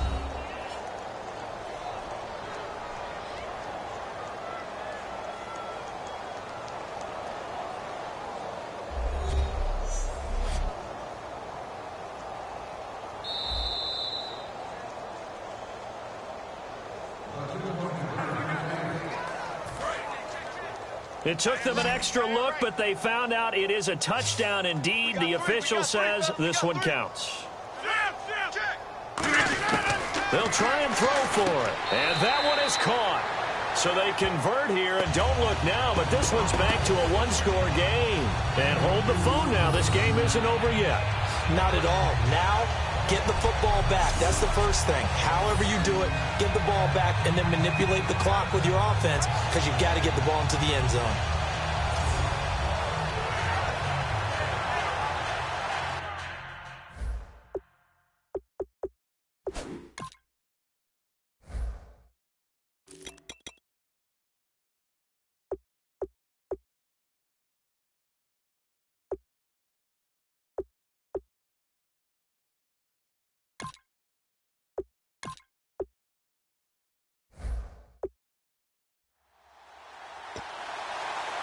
So there is still time, a little over 50 seconds to go, but this becomes a critical onside kick. Now the Saints are going to get to this one, so that should about do it. And that's why you have your hands team out there on the field. Those are the best guys ready to make that play. And let's face it, it was executed well. It wasn't a bad kick. It wasn't anything like that. Just that the normal outcome actually came to play. Analytics will tell you it's a very low possibility of getting the ball for the team kicking it in an onside kick situation. You're all about the numbers, aren't you? All about the numbers, baby. It's a new game now. They don't lie. Looking to jam the receivers at the line here. Press coverage look defensively.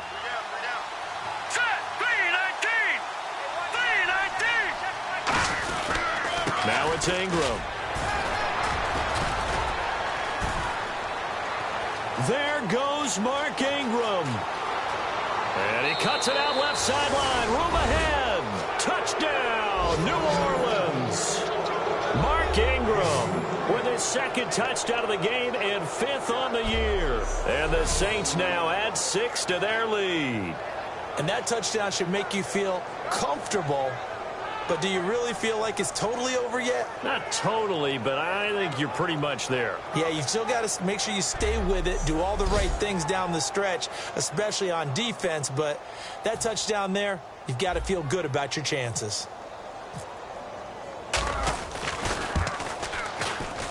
And the lead is up to 15 now.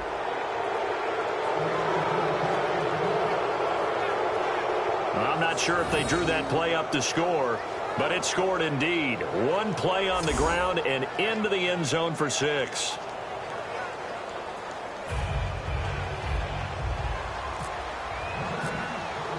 Morstead out now following the touchdown to kick. And they will not get a chance to return this one as it's through the end zone for a touchback. The Packers offense now, they get ready to head back on the field. And that last drive, a long drive, but not just that, they had a great air attack going. Do they stick with that? I would think that they would, because if they were competent enough to do it on the last drive, starting backed up in their own territory, why would you change anything? They've got to be confident about what they're presenting and continue to do so. Yeah, because the secondary, they really look clueless. And that was amazing because that drive went and went, no adjustments, and no big plays by the defense to knock the ball away.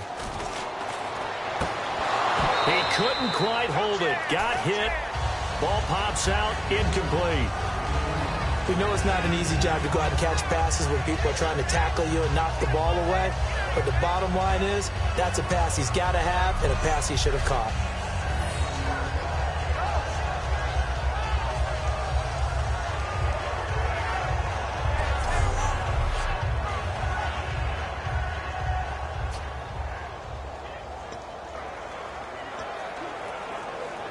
Second down following the incompletion.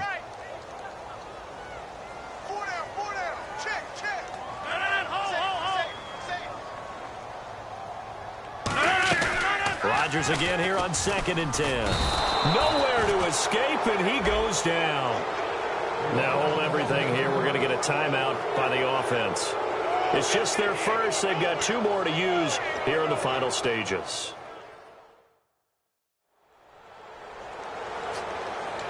And the offense now will try to regroup after the sack on 2nd down. And some secondary help here for the defense in the nickel on 3rd and long. To throw is Rodgers. And this is going to be incomplete.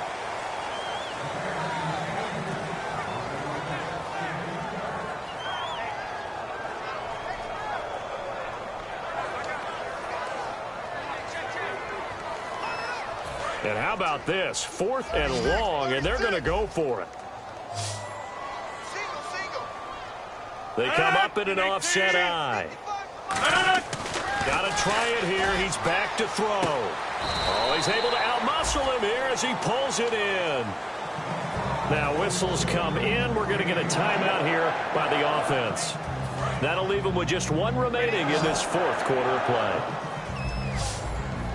3 receivers to the left, 1 to the right. Rodgers now on 1st down. Now a desperation throw deep downfield. And this is intercepted, and that should do it. A great read, and it's picked off. And a big turnover there as his guys will get the football back. Obviously disappointing, but you had to go for broke here, down 2 scores. So that forced you to make some throws you definitely wouldn't want to make. And I think this interception is going to pretty much write an end to this one.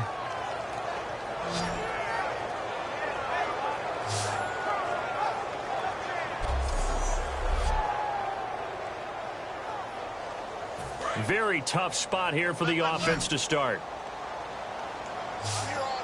They come out here in the eye. This is Ingram. And they'll get him down up past the 15. And play is stopped here. Timeout. It's the defense calling the timeout here. It'll be their 3rd and final timeout, so as they talk things over, we'll step aside.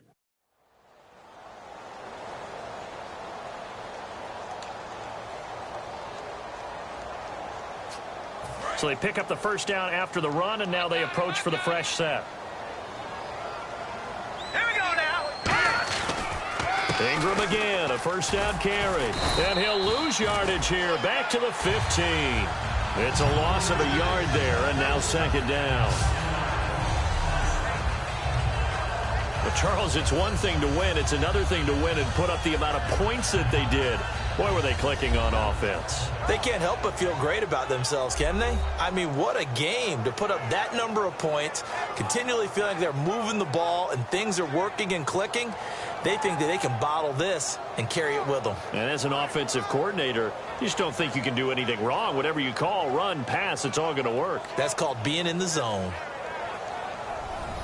So for New Orleans, they climb back to 500 now at 3 up and 3 down. And they'll be able to enjoy this one through the bye week before they get back at it again. Meanwhile, for Green Bay, the loss here will move them back to 500 at 3 and 3. And now they'll head to the bye week as they'll be back in action in Week 8.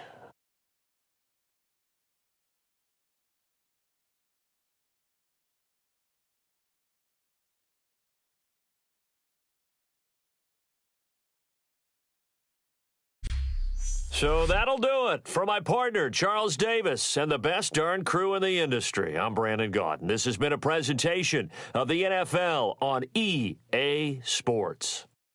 From Lambeau, good night, everybody.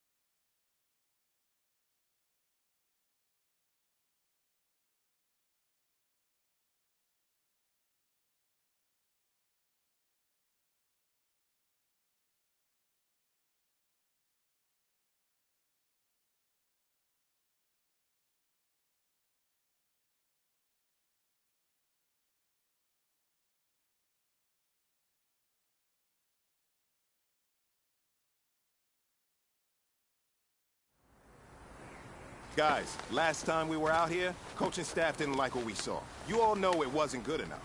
So let's make up for that today and have a great one. I know you got it in you. So let me see that greatness come out on the field, all right? Let's do it.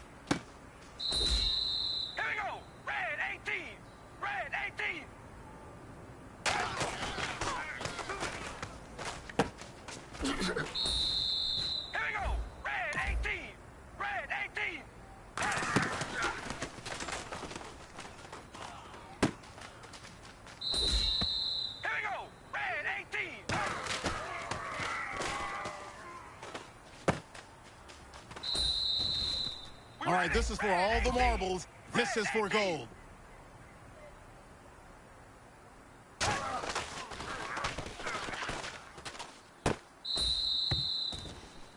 Hey, man, that was great. I mean, you had a great day today. You taking the first steps towards success in this league. But don't fall back and get lazy. There's more steps ahead, so you got to keep it up.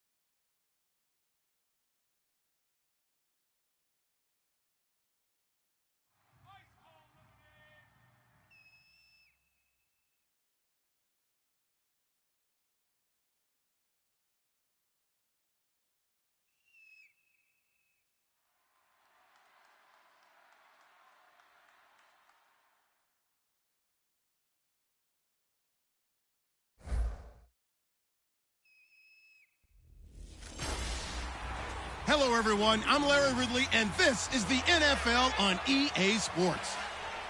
The Broncos have every intention of walking out of today's game with win number 4 on the season. It's the Raiders going up against the Broncos. With that, let's get out to our commentators, Brandon Godden and Charles Davis, with this Week 10 matchup. Larry, we are at the foot of the Rockies, Denver, Colorado, as you get a look at Sports Authority Field at Mile High. Today, it's a matchup in the AFC West between the Oakland Raiders and the Denver Broncos. And hello again, everyone. Brandon Gaudin alongside Charles Davis. And, Charles, we look at this Bronco team. They come in losers of 2 straight, so they're trying to right the ship here a little bit. They're teetering a little bit, aren't they? And now things could really go south if they lose this game, so they understand the importance of playing well and stopping this streak. On the other side of the field for the visiting Raiders, they come in off a loss last time out, but they've been playing better than .500 ball the last couple months. 5 wins in their last 8 games.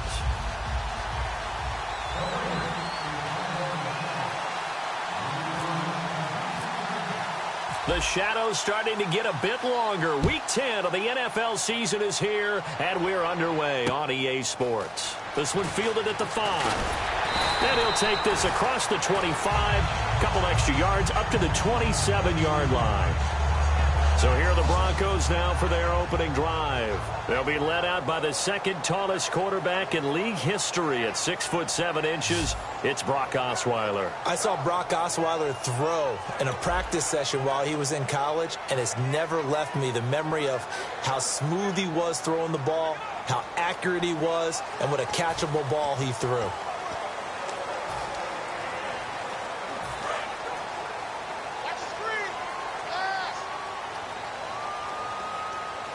They'll come out in the pistol.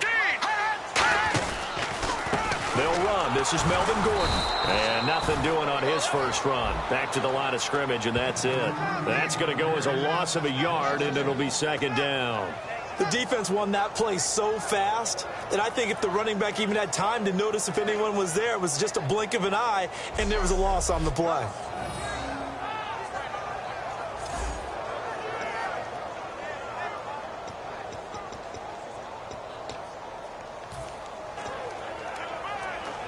A little bit of ground to make up for the offense as they face a 2nd and 11.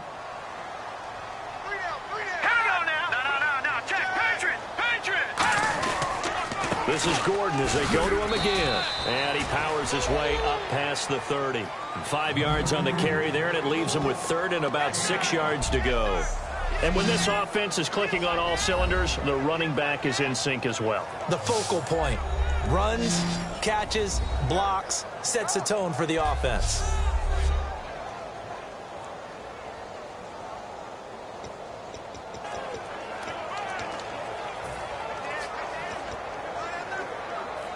This defense looking for an early stop. This is 3rd down and 6.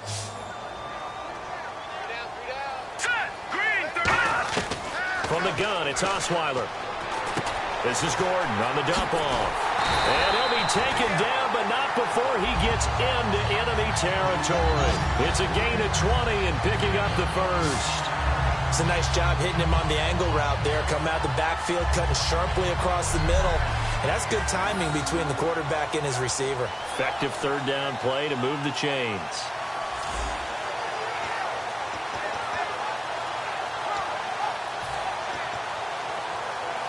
And now a 1st down following that long gain. Hey,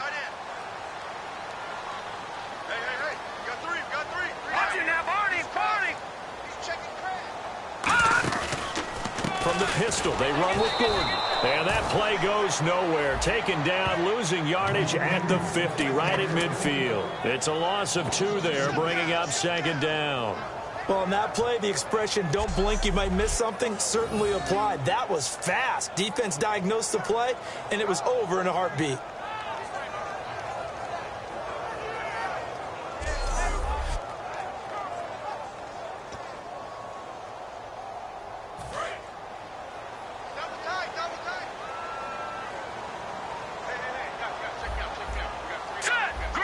And the D looking like they may blitz. From midfield now, here's Osweiler. He's going to leave this for his running back. It's complete.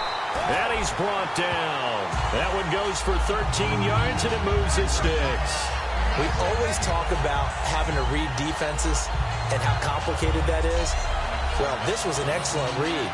Read the pressure and got rid of the football before it even got to him for a nice game. And when they're blitzing like that, running back usually a good spot to go with the football? Without a doubt, because he's right in your sight line or he's near you. So you're able to just get it to him easily. And once he gets in space, that's usually a good matchup for him.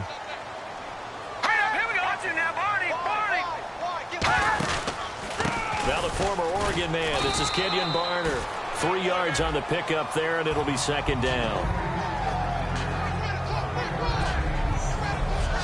And we take a look now at the defense for the Raiders. Mark Barron entered the league as a safety, but really plays much more like a linebacker. One thing we always notice at the end of every game, his stat sheet is full.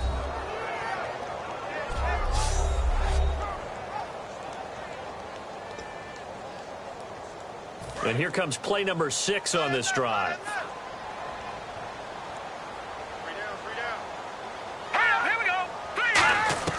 On second down, here's Osweiler. Slant route, caught by Elder. And brought down, but not before they're inside the 25. The former 7.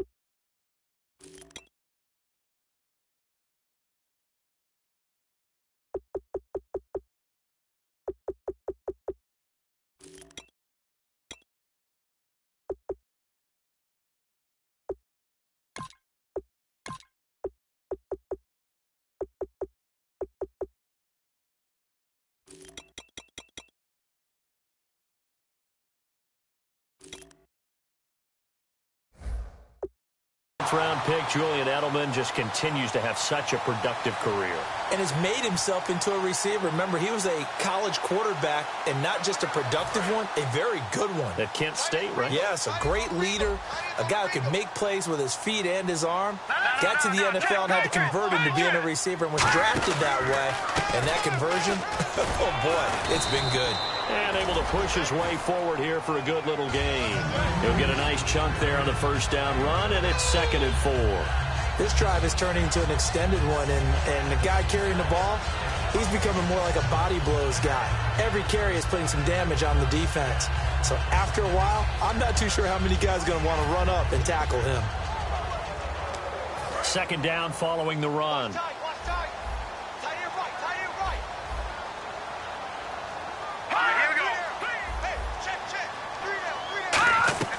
From the shotgun, Osweiler to the sideline, and oh, a nice catch there. Made sure the feet were inbounds, and they were. I do have to admit, I like it when it all comes together. When the top part, catching the football, right, whether you're catching it with your hands or cradling it, comes together with the legs, in this case the feet, did a little toe tap to stay in bounds and complete the catch. And a great job by our crew on the camera shot. Love when you see the grass or on the field turf, those rubber pellets flying up. Great catch. This will be play number 9 coming up on this relatively long opening drive as they look to convert on 3rd down. Here comes the D swarming to the line. They'll try and run it. Here's Gordon. And he is going to lose yardage here.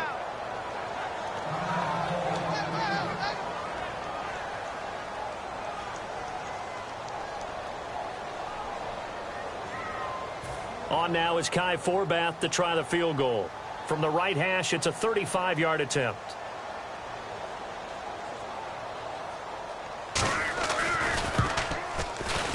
And Forbath will put this one through. And the Broncos, the first to grace the scoreboard. It's 3-zip. And that field goal caps an 11-play drive. That's a lot of offense to run to only get 3 points, but they'll take them. Anytime you can put anything on the board, you run to your sideline somewhat happy.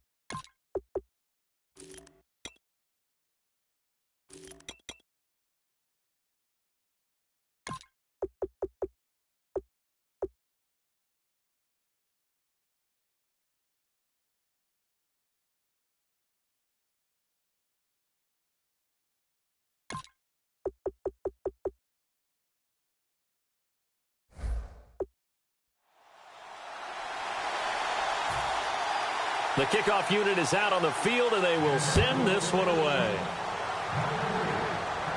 That'll be taken in the end zone. And the decision to bring it out is going to cost him about 7 yards all told as he's taken down back shy of the 20. So here comes the Raiders offense now onto the field. They're led out by their quarterback out of Fresno State, Derek Carr. The thing I like most about Derek Carr's game is not just the right arm and his touch and his ability to find receivers. I think it's his calmness, and I think that transmits itself very well to the rest of the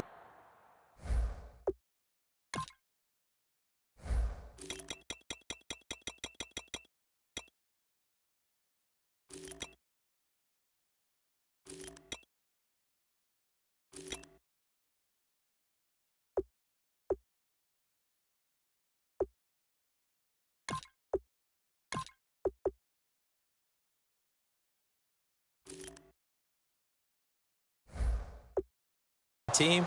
They feed off of that, and they go out and play with confidence.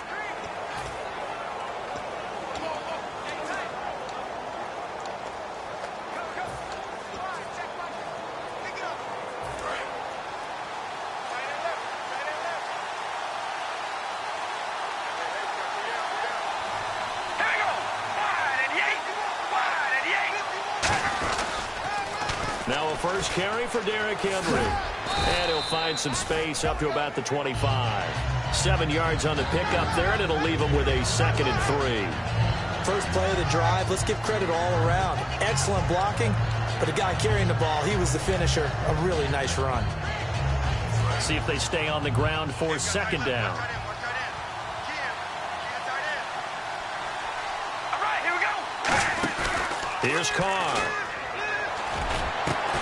And incomplete there. A nice hit. Jars the ball free and brings up 3rd down.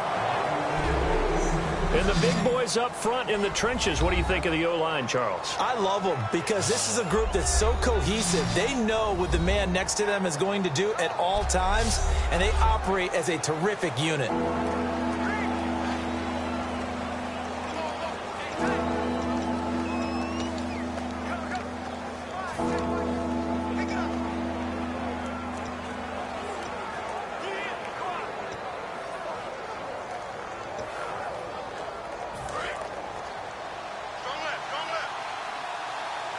They brought in an extra defensive back here, so probably not expecting a run on 3rd and 3. A good call. And he's able to get it to the 33. Good enough for a first down. It's a 9-yard gain, and it keeps the drive moving. It's nice every now and then in this game not to see people overthink it. Just hand it to the old reliable guy. Let him pick up the first down. So it'll be first down here after the run. On 1st and 10, here's Carr. He's just going to dump this one off to his fullback out of the backfield. 7 yards on the play, and it's a second down. It's interesting because when I'm watching college football and I'm evaluating guys for the draft now, my list of fullbacks, pure fullbacks, it's a very short list. I'm probably evaluating more punters and kickers now than I am fullbacks. But it doesn't matter what you call the position, it's who you put there, and there we saw completion. And the hit jarred it loose. It's incomplete. And a look now at how the Broncos line up defensively. Devin McCourty is one half of twins that can cover just about anyone in the league. A top-notch player who can play corner or safety.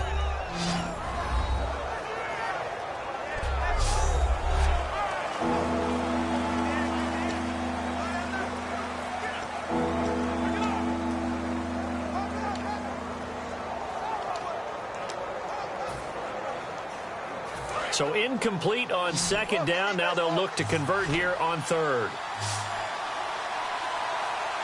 right, here we go. Red 18. Red 18. Carr going to try and throw on 3rd down. Complete. Richardson has it. They give him 7 yards on the play, and they do pick up the conversion on 3rd down. We saw 5 receivers out there, 3rd down from that distance. You had to think quick pass. They were able to get it done. No doubt about it. Everything went quickly on that play. The processing, getting the ball out, getting it to the proper target, and picking up the first down. Hard to defend. Maybe your only hope is get your hands in the passing lane on the pass rush and try and bat it away.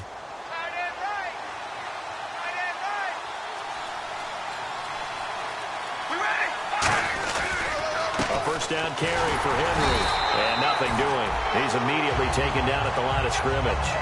Call it no gain on the play, and it'll be 2nd down. Boy, that's a lot of sirloin steak to be taken down for no gain, partner. Are you trying to suggest that he is a huge...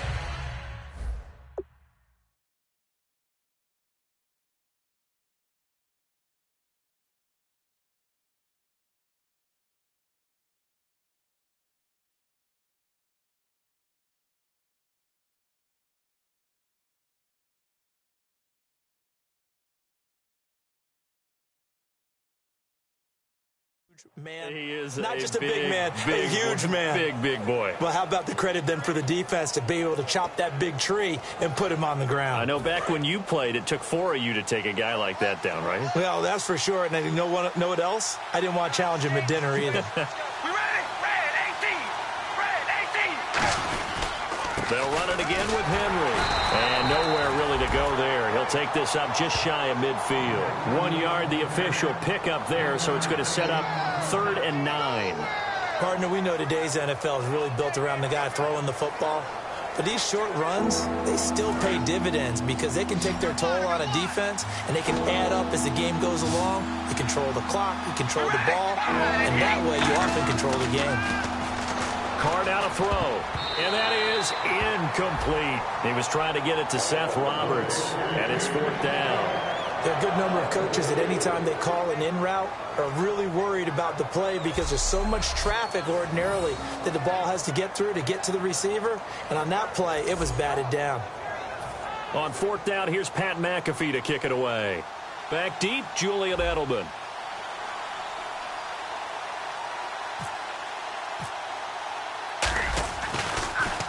He'll send this one into the mile-high air, and it's a good one. And a nice job here to down this one right on the 5-yard line.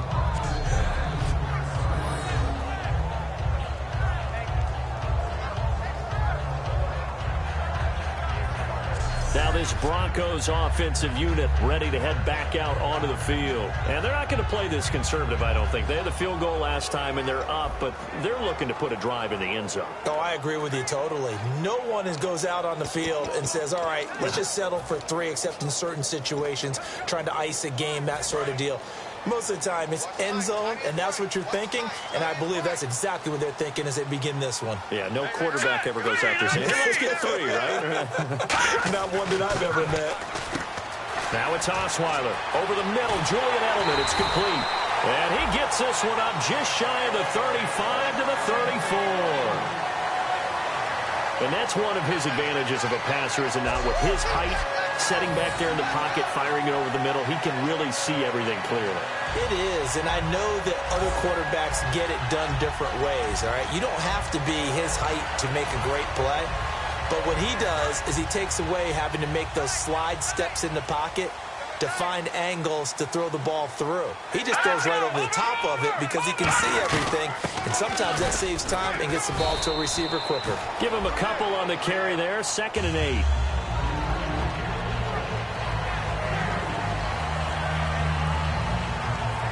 So just a lone field goal in this first quarter of play. 3-0 is our score. EA Sports NFL Sunday returns following this.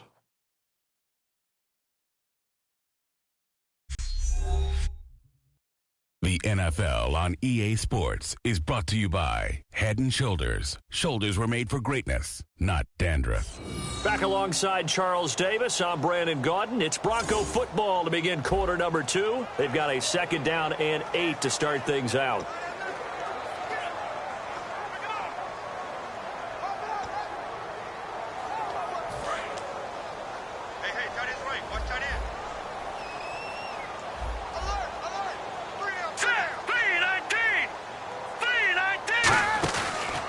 Keep it on the ground. Again, Gordon. And he'll be brought down just shy of the 45. It'll go as a gain of 7 on the play, and it sets up a 3rd and inches situation. And that looked like some pretty easy yardage there right up the gut. And he's a guy that has some height to him. So when you don't have to drop a shoulder or create or get through contact or trash, makes it a lot easier to stay upright, see the field, and make a run as we just saw there. 3rd down now following the run. Oh, and the hard count might have got him. This might be a 1st down.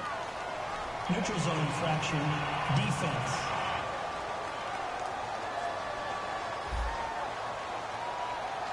So the hard count gets him there, neutral zone infraction. Yeah, the defense thought they had the timing down, but the quarterback hit him with a hard count, got him to jump.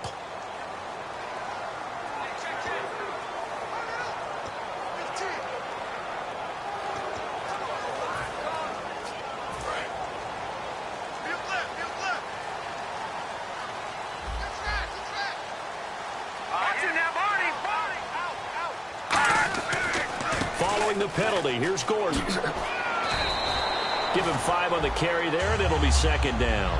No, that wasn't an explosive run. That wasn't one that took it all the way into the house. But, boy, for a team that's had trouble running it the entire game, that's the kind of run they need, hopefully, to get themselves kick-started.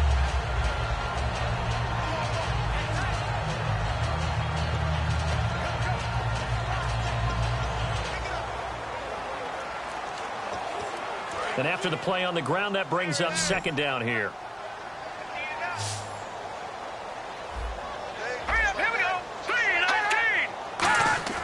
Now they'll throw it with Osweiler. Right side complete. That's Woods. Call it a gain of 7, and it gets him a new set of downs.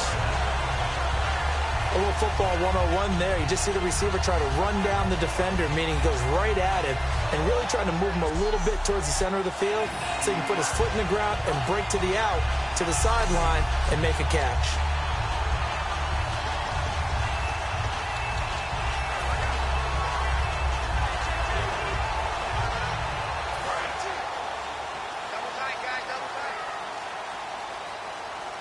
And they're definitely showing blitz here. Here we go now. Blue landing. Now Gordon on 1st down. And he is going to lose yardage here. Personal foul. Face mask. Defense.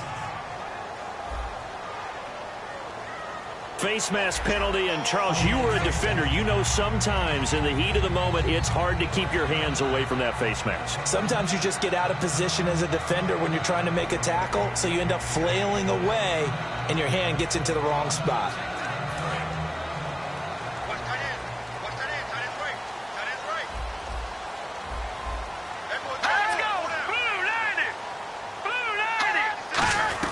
Now a 10th carry for Melvin Gordon. Down to the 25. 2 yards on the carry there. It'll be second down.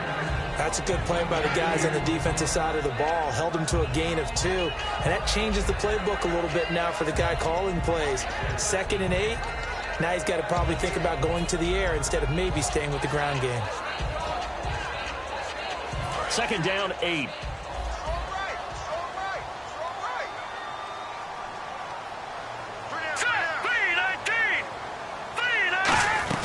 They'll run it now out of the gun. And he's going to take this one down to about the 23-yard line. Call it a gain of a couple, and that's going to leave him with a 3rd and about 5. Well, so many times we look at a short run and we praise the offense for trying to set the tempo and establish things. But the defensive guys, hey, they just won the battle there. It wasn't a big run given up. They don't always have to absorb the body blows. Sometimes they dish them out themselves. From the gun on 3rd down, Osweiler. He's going to flip that out to the flat. It's complete. Nothing doing on that one, and it'll be 4th down. They tried to swing it out left into the flat, but the defense, they were very principled there.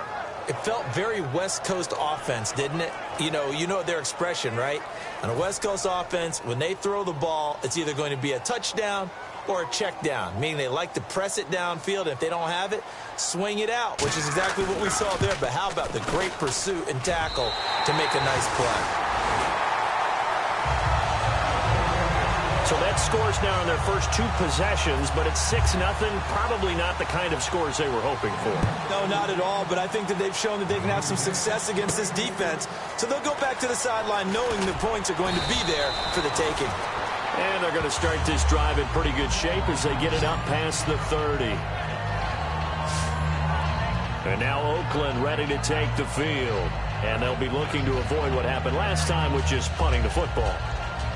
But when you look at how teams play the game, that complementary football comes into play. How do I take care of my defense? How do I take care of my offense? Well, the defense is taking care of them in a lot of ways. Now it's time for the offense to jump things up and help their defense out. Give them a little bit of rest. Yeah, time for them to give them a rest. Took the words right out of my mouth.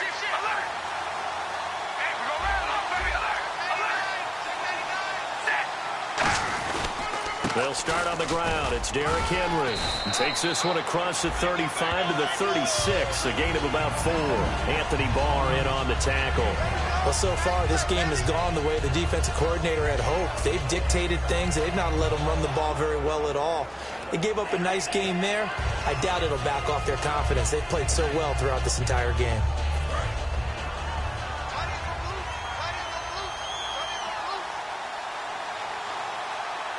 Henry, the lone man in the backfield. He'll get the football here. And he's got it up over the 40 to the 41. Call it a gain of 4 there, so it sets up a big play here. 3rd and a yard. Well, if you're a football guy, that's a pretty run because everyone is in sync right there. Obviously, the guy carrying the ball, but how about the people up front? Leverage, athleticism, they created some nice space for him.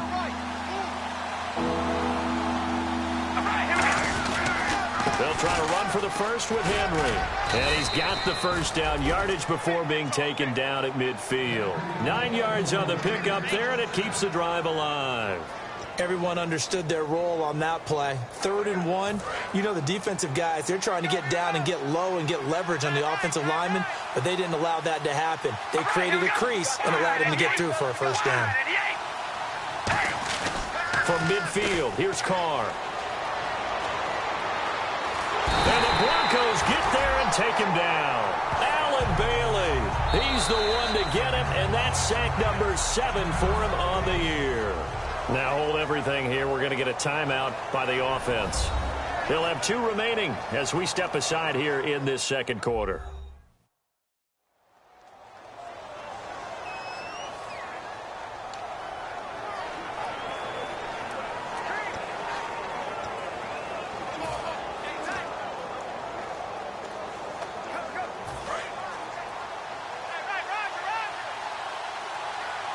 They'll come out in the pistol. Here we go. Red 18. Red 18. Now Carr throwing on second down. Flushed out right. Trying to get it to Jackson, and it's intercepted. Picked off by the Pro Bowler, Anthony Barr. And they will set up shop at their own 41-yard line. Offensively, when you see cover two, the thought has to go through the quarterback's head. Drive the football when making throws. It's not just the deep guys covering. It's the guys underneath you have to be careful of. Drive your throw. Otherwise, you see what results? Interceptions. And Denver getting set to take the field. And they split the uprights last time for 3. They've got the lead. They're not going to play this conservative. They're not hoping for another field goal. They're hoping for a touchdown. I'm with you on that one. I like where your head is. I like the way you're thinking because you're exactly right. Trying to sit on a lead and play that way, that doesn't work too well for most teams. Run your offense. Run what you do best. Exactly. Put it all the way down and try to increase your lead in a big way. And the best way to do it, touchdowns. Well, they held them to a short gain on that one, and it almost felt like on that first run, they were trying to just throw the jab at them. So how do you stop a jab? Get closer and smother it, just as they did on that last play.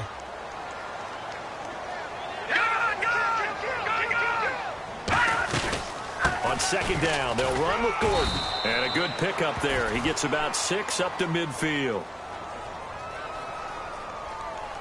Holding offense.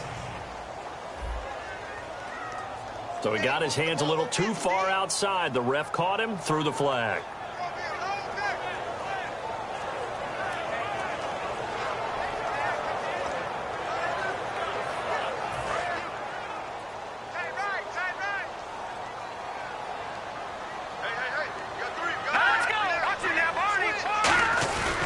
Now a handoff. This is Gordon. And the whole club. Now whistles, and the Raiders are going to signal for a timeout. That's their second, so they'll have 1 remaining here in this second quarter. We'll be right back.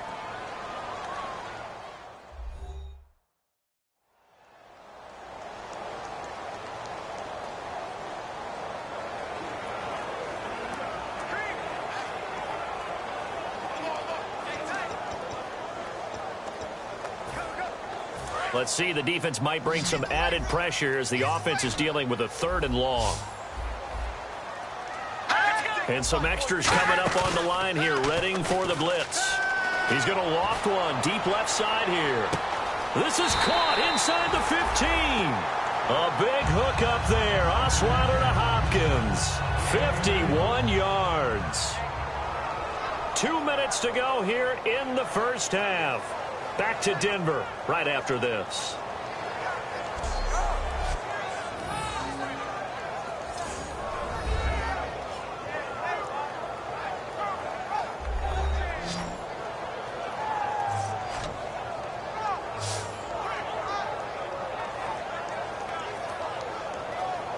A reminder that coming up in 2 minutes, we'll check in with Larry Ridley in Orlando with highlights and analysis of this first half of play. And I'm going to check in with a heater. I'm going to be right there with you, partner.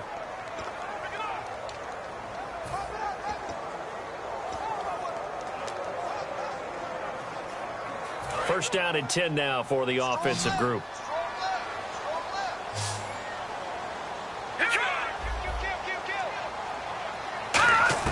Throwing now, Osweiler on first down. That's complete, right around the 8. A gain of 6 there on first.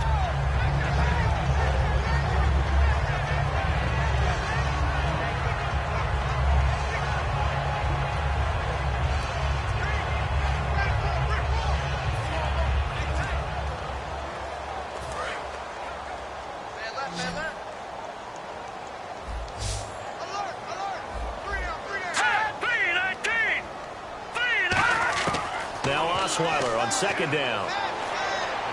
And this is caught for a Bronco touchdown. DeAndre Hopkins, his second touchdown on the season. And the Broncos will add on to their lead. I wonder if he changed anything on his play sheet or they just executed better. Because they had 2 previous drives that ended in field goals.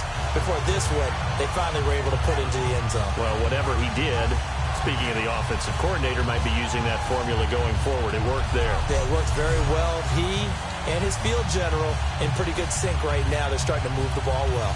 And a pause in the action because the booth, they see something that they want to take another peek at to find out if this was a touchdown or not.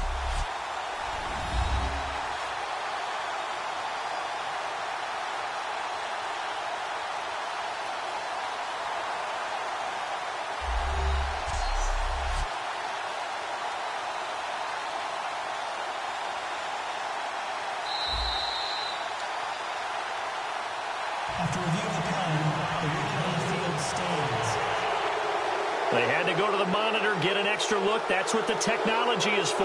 And this touchdown will count. Kai Forbath on for the extra point.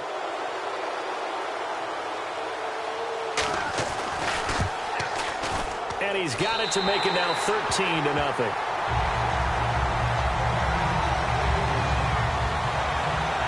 So that drive spanned 5 plays, and it ends with a Denver touchdown.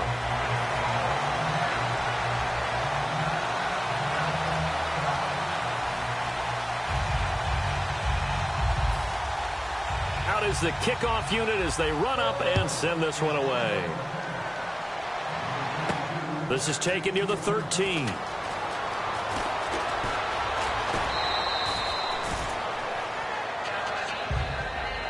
Any return that gets you to midfield is a great return. 1 first down, and you're almost in field goal position. The Raider offense now making their way toward the huddle. And following the interception, just any interception, are you a little bit more cautious when you start that next drive, or no, you just throw that out the window? I think you are. I don't think that there's any way you can run back out there and go, totally didn't affect me. Let's just go ahead and be loose with the football again. You're going to take care of it, but you have to be careful about being too cautious because now you can't run any offense at all. Still want to attack. We'll see how they attack them here. They go back to the air here after the INT. Left side and caught by Flainer. 11 yards on the pickup, and it'll give the Raiders a first down. And they're going to speed things up here. Derrick Henry, and he's going to be met at about the 43. 2 yards on the pickup there. It'll be 2nd and 8. Well, I think we know by now that every run is not going to be broken and get all the way to the end zone. But these short ones still have their value. You can still set up the play action and throw the football. You control the clock because you have the ball and they don't. And often the physicality sets the tempo for the game. On 2nd down, here's Carr. He's going to loft one deep over the middle. And that is caught. What a catch at the 3-yard line. And he is in. Touchdown, Raiders. Vincent Jackson, his 4th touchdown on the year. And the Raiders have cut it back to within a score. Yeah, you heard it, right? Exhale. You heard the exhale, and I'm taking that from their bench because finally, right before the half, they find a way to get the ball in the end zone and get some points on the board. Maybe they can use that to kickstart them for the second half. Yeah, just to get something before going into the lockers. And now in the second half, if they can just tighten. It's what they want to do. Tighten down everything they're doing, and it maybe explode at the right time. So they only needed 3 plays on that drive.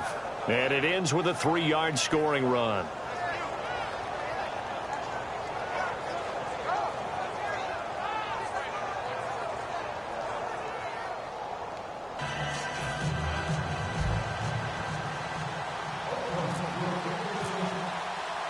Now after the touchdown, here's Pat McAfee to kick.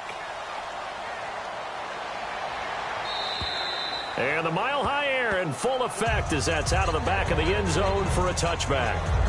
Here's Brock Osweiler and the Texan offense getting set to go. He's played a pretty clean first half, a touchdown, no interceptions.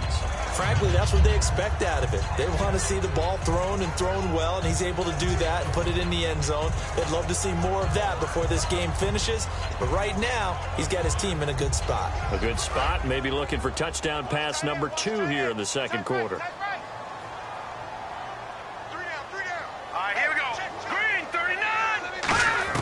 They'll throw on first down with Osweiler. To the right side, and he's got Edelman. 5 yards on the catch there, brings up 2nd down. Now whistles come in. We're going to get a timeout here by the offense. It's just their first, so they'll have 2 remaining here before we get to halftime.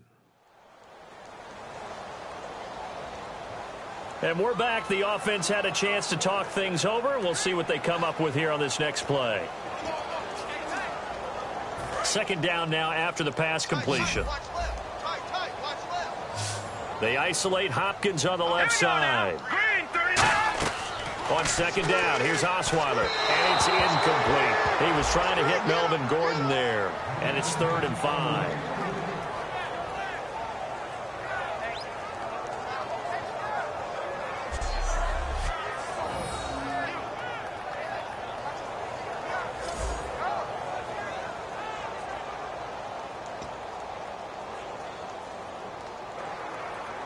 Third down and 5. Watch left, watch left, watch left. Stop right there. All right, now, look at 56. Look at 56. From the shotgun, Osweiler. Right side complete. That's Woods. They stop him for only 3 that time, and that'll bring up 4th down. I think the training and practice broke down on that play because he simply didn't run the route deep enough to get to the first down marker, despite what was a really nice catch and toe tap on the sideline. Yeah, that's 3rd down 101. You got to go to the marker, know where it is.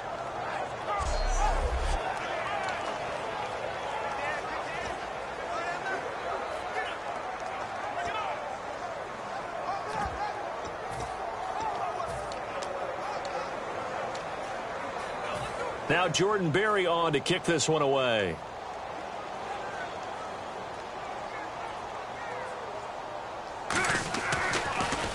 And now a high kick trying to pin him back. Fielded just inside the 30. Nice job bringing that one back. 14 on the return.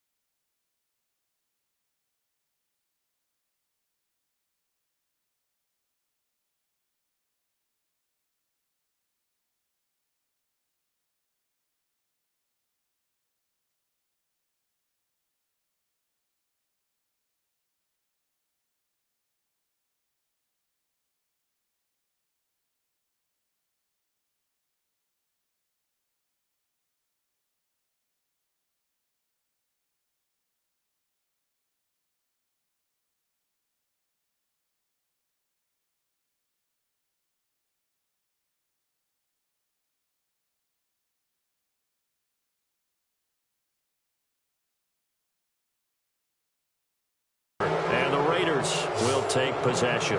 Now the Oakland offense heading back onto the field to take over. And they're going to need another score. Got one last time, but still down here. When you're playing catch-up, every possession becomes crucial, doesn't it? It's vital. Get back out on the field, punch it in the end zone again. They know it's not easy, but what they do have going for them, they did score the last time. They think they've got a good formula working. And what about the defense? Well, now you're just saying to yourself, okay, we gave up a score last time. What adjustments do we need to make to slow them down now and get the ball back for our own offense? Is it more pressure? Is it more zone? What do they have to do? They're trying to figure that out themselves. We'll see if they can figure that out right here. And that one will fall incomplete. Clock here now just under 30 seconds to go in this first half.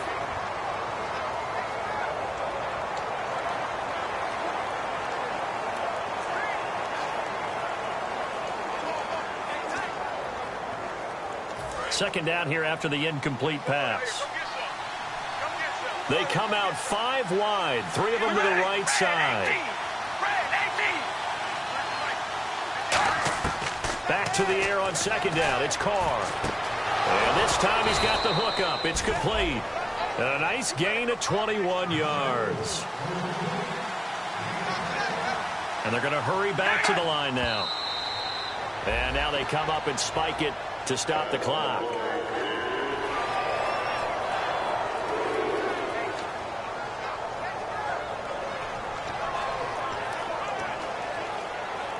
And on 2nd and 10 now.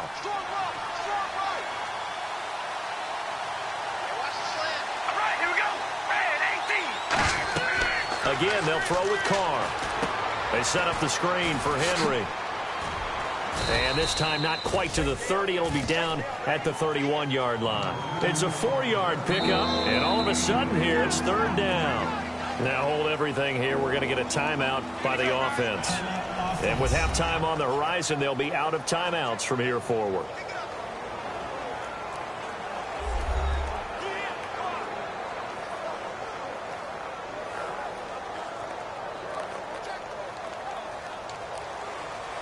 So 3 seconds here remain in the half. On is the field goal unit to see about getting 3 points. From the right hash, this from 48. And this is no good. Close but no cigar, just wide right. So that would have been something from that distance, but to no avail. Comes up empty as we have reached the intermission. As we send you on down to our studios in Orlando, where standing by is Larry Ridley with our EA Sports Halftime Report. All right, let's take a look at some of the highlights from the first half.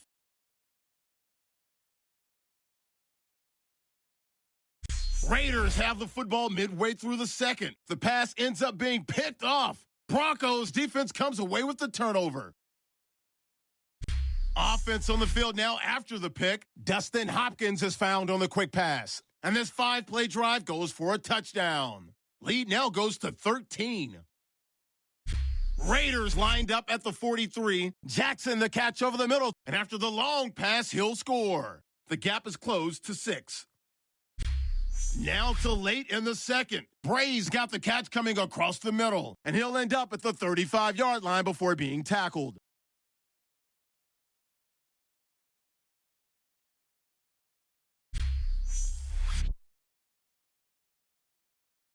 So that'll bring our halftime report to a close. We'll go back now to Sports Authority Field at Mile High for the start of the third quarter. So both teams have their marching orders, and we'll get going again here in quarter number 3. And you combine a big leg with a mile-high air, there's the outcome. This will sail out of the end zone for a touchback. Out comes the Raiders offense. They'll go on offense first to start quarter number 3. They're down here, but very much in this game. What's the tonality of a coach's talk when a game is within striking distance like this at intermission? Typically, what they're doing is emphasizing the things that went well in the first half and wanting more of that. Sure, you've got to go over some of the errors and clean up some things because there's a reason you're down. But overall, I think they want to stay positive, stay up with this team. We're just starting the second half, and we've got the football. Let's go ahead and punch it in, and then we'll take it from there. See how that recipe works. Yeah, that wasn't a big run, just a short one there. But guess what? Sometimes you treat it like boxing. You throw that jab out there, and you throw it again, you throw it again, then you come with a big punch later. Maybe they're just trying to set them up. 10th carry now for Derrick Henry. And he is going to lose yardage here. It's a loss of 2, now 3rd down.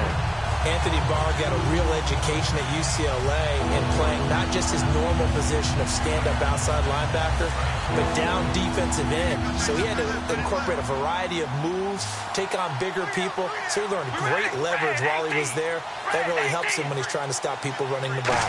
Born in South Bend, Indiana, thought about going back to go to looking for his tight end Fleeter, and it's intercepted. It's the former Patriot, Devin McCourty, and they will take over at the 26-yard line. First possession of the third quarter, an interception, so maybe a second-half tone setter. Indeed, and not the tone they wanted to set. That's the equivalent of running out the wrong door and running into your pool instead of running out onto the field. A real dud for that one. Has that happened to you before? No, but I've heard stories about teams actually doing that back in the good old days. Now we take a glance at the offense as they work their way back out for their first possession of the second half. They'll try and get the ground game going. Here's Gordon. No gain on the play there. Second down. And he's back here in the struggle department in this one like he was a week ago. And, partner, I think you can pin some of this on that O-line, that room to run just not there. You mentioned last week that it felt like the offensive line was getting beaten to the punch by the guys across the ball. Well, it was pretty evident, I thought. I mean, they were off the ball fast, penetrating, getting into the offensive backfield, really spilling a lot of runs before they got started. So I thought your observation was spot on then, and you're right there again this week. Same thing is happening, not able to get started because they're not able to control the point of attack. One of the great coaches said football is really a simple game. Rush theirs, protect yours. And he's talking about those guys throwing the football. In this situation, the rush won, hitting the quarterback and forcing him into an incompletion.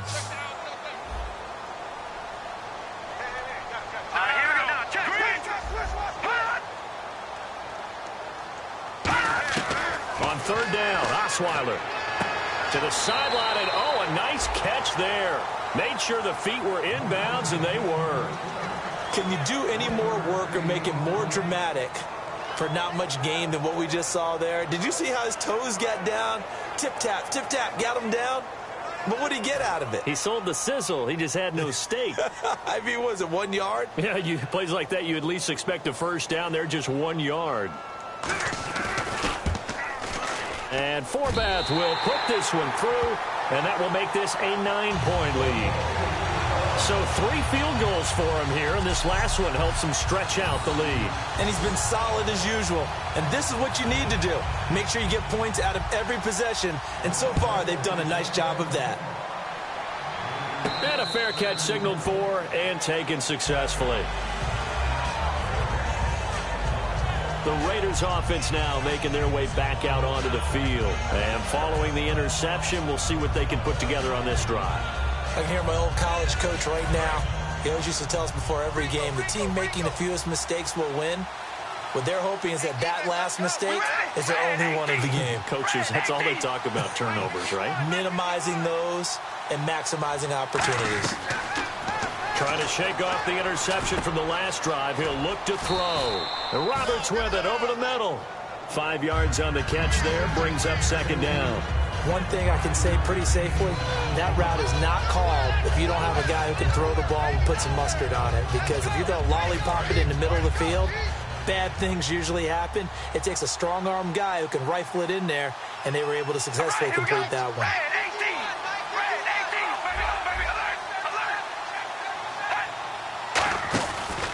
On second down, here's Henry. And he'll scratch out only about a yard up to the 32. Now it looks like we've got a Bronco that's banged up on the play. We'll step aside and get a report when we come back to Denver.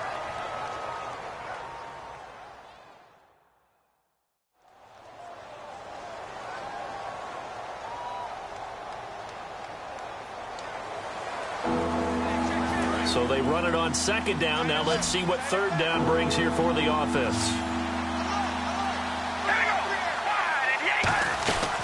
Again, it's Henry. No gain there on the play, and that's going to leave him with a fourth down. And he got off the end there very quickly to make that play. Yeah, it was almost like the bullet train, wasn't it? I mean, just zoom. Quick. And what a terrific play, holding them to no gain. 46 on his first kick. This one in that neighborhood as well. Edelman set to return. A good return there. Call it 13 yards. And out will come the offense as they take over. So the Broncos coming out now. And after the field goal last time, let's see what they can get here. At least they got points out of the last drive, Charles. I never met an offensive coach that didn't want to drive to end with a kick. Most of them wanted to end with a PAT, right? In this case, a field goal, they'll take it. Way better than the alternative, which is a punt. Yeah, but you met fan bases that wanted that, that weren't happy with that field goal. I haven't met a fan base yet that wants to drive to end with a kick, other than the extra point. That's it. Hurry up, here we go. 319. 319. They'll start on the ground. This is Gordon on first down. And his rough afternoon continues. He's going nowhere again. He's brought down that time by a couple of Raiders. That was a really nice play to be able to stack that one up. When they get back in the huddle, he's got to tell his guys up front, great job. They kept people off of him, allowed him to run free and make the hit on the runner. Filled the gap nicely, kept him to just a 1-yard gain.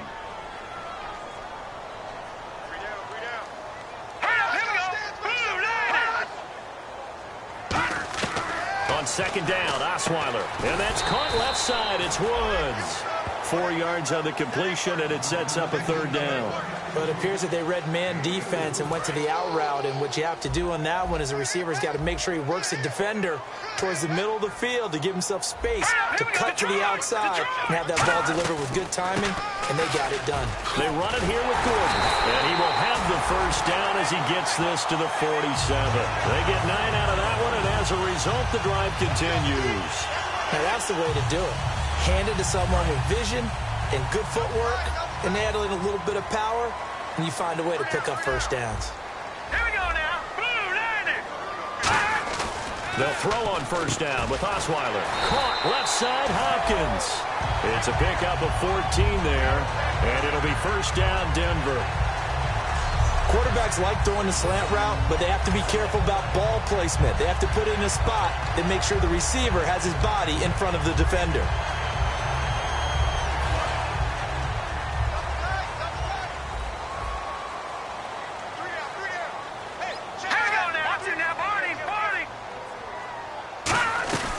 Another tote for Gordon. He's been busy this afternoon. Give him a couple on the carry there. 2nd and 8.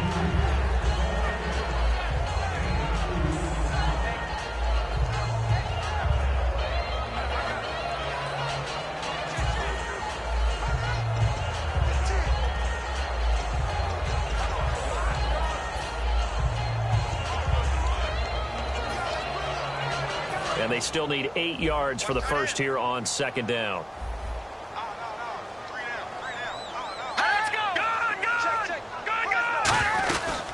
They'll run it now out of the gun. And he'll get about 3 as he's brought down to the 28. An entire crew of Raiders, an entourage there to make the tackle.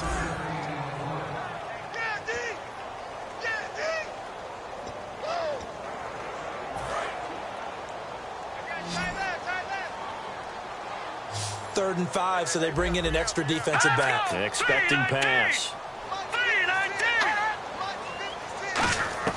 From the gun, it's Osweiler.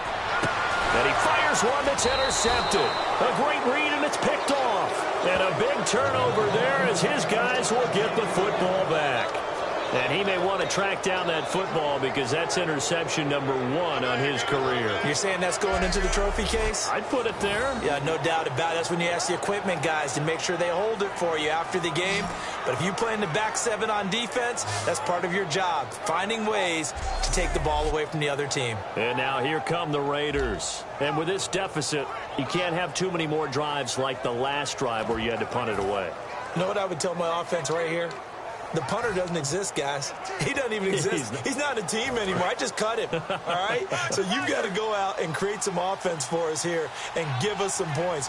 No way does that guy get on the field on this drive. Poor punter. Yeah, it wasn't his fault. But hey, listen, there's got to be casualties at times. We're trying to win a game. And he is going to lose yardage here.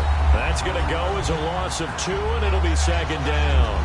And yet again, this run game just continues to be completely shut off. Completely stymied. I mean, they're trying to get some consistency, trying to find places to roam. They just haven't been there throughout this game. All right, here we go. 5 and 8. 5 and 8. Carr to throw on second down. And And they can't get the long connection as it falls incomplete. The target that time was Vincent Jackson, and that'll make it third down. Well, they haven't had a whole lot of success in the passing game here. Now, in the second half, he's thinking, I guess maybe just take a shot deep. I think you're right. Almost looking for a bailout, isn't he? Can my receiver go up and make a big play for me? Can I create a penalty downfield, maybe pick up an interference call and get that yardage downfield? Anything trying to get going again, but you're right. He definitely took a shot. And he's brought down after a good gain. The 21 yards there as they convert on third. They hit that crossing route really well. Excellent timing, puts it right on him, and he keeps running. Yeah, turned it upfield for good yardage. So the offense has it 1st and 10. Henry, the lone man in the backfield. And he'll get it up the middle. And some room to work.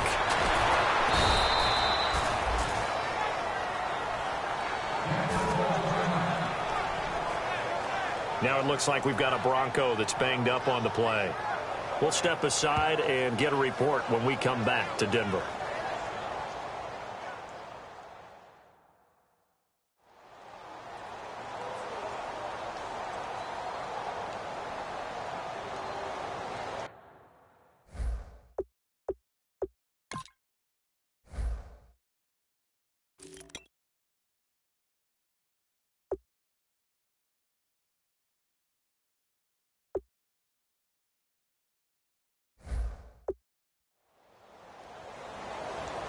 So here we go, 1st and 10 now.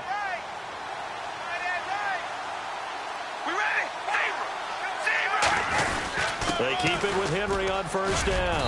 And a pretty big hole as he's down to about the 40. It's a 6-yard pickup, and it gets him to 2nd and 4. And once again, leverage wins. The offensive line, lower than the defensive front. They moved them and found some good space for the guy carrying the ball. Final minute now of the third quarter.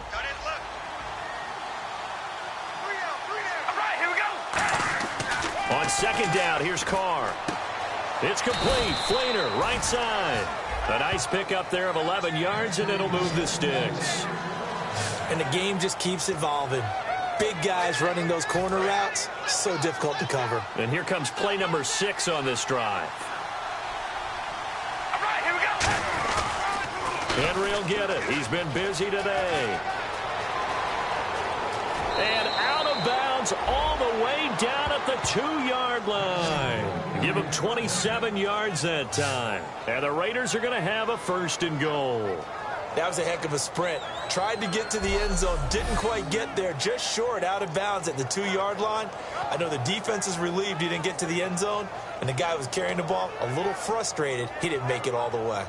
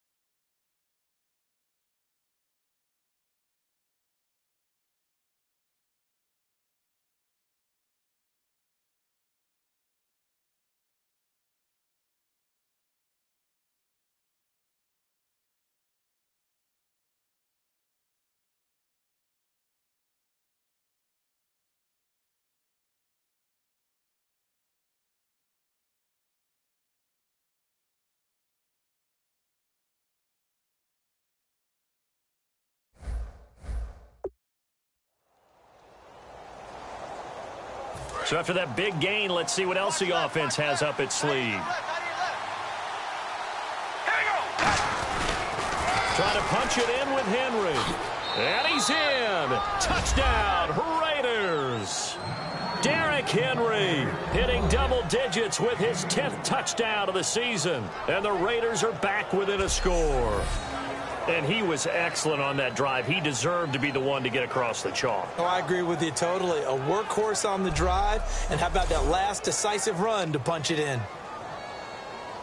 Here's Bailey now for the extra point.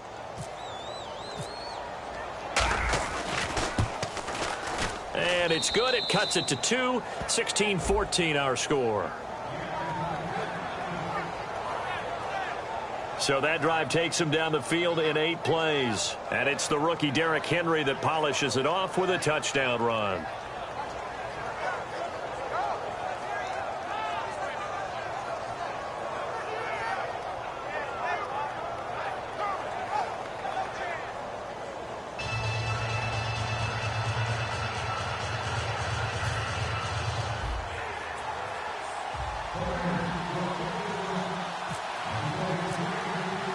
Now after the touchdown, here's Pat McAfee to kick. This one fielded at the 5. And not a bad return here. He gets it out to the 25-yard line.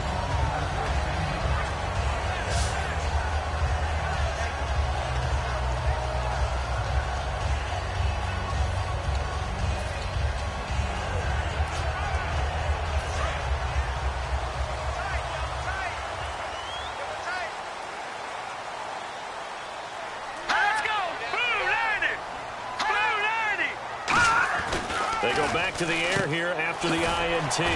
It's complete to Hopkins. They showed off a nice juke of the defender before the next wave could bring him down. And he is picking up right where he left off a week ago. I wrote down, so funny here in my notes, what he said last week. And after we talked to him about the good game, he said, I will do it again. And I wrote those words down, and he's done it again. And it's not bragging if you're doing it, right? Because that's exactly what he's told you, and he is getting it done. Smooth in the secondary, making catches, making plays. That's the guy that we know.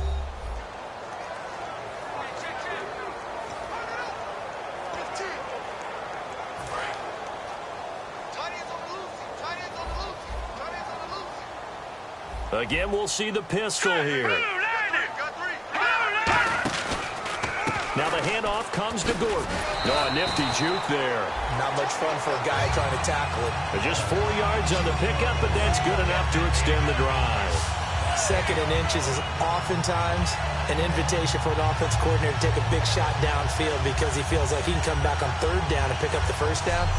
But sometimes you just don't want to break tendency. Stay with what you are, stay with who you know, and go get the 1st down. That's exactly what they did.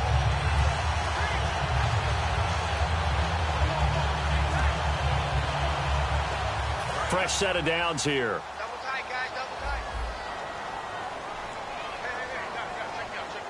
All right, here we go. No, check. Now a 20th carry, number 20 here for Melvin Gordon. And he gets this one to midfield before he's brought down. 12 yards on the pickup, and it's a 1st down for the Broncos. That's another nice run, and I have to tell you, some of the coaches that I played for, their philosophies were always different when they see a guy running the ball well. Some of them wanted to immediately go to play action and throw it now because it's wide open. While other coaches said, you know something? Until they stop him, that big boy's going to keep getting the football. And that might be the direction that they're going to go right now. Now let's go. Green 39. Green 39. They'll run it now out of the gun. And he stopped immediately there. It's a loss of a yard there, and now 2nd down. The 4th quarter here, they've got the lead. They want to keep it on the ground. That's what they're doing. Smart football. Keep the clock grinding. Keep it going. But you got to figure now, they're going to see more people stacked up at the line of scrimmage as they try and bleed it out.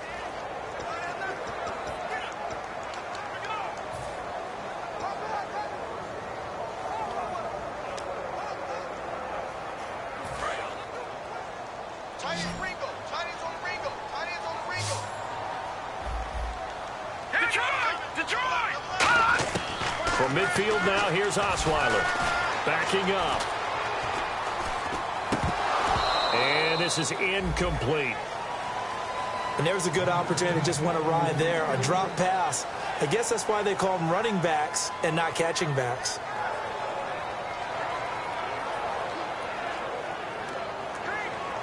We've got a 3rd and 11. Watch time, watch time. Tight end right, tight end right.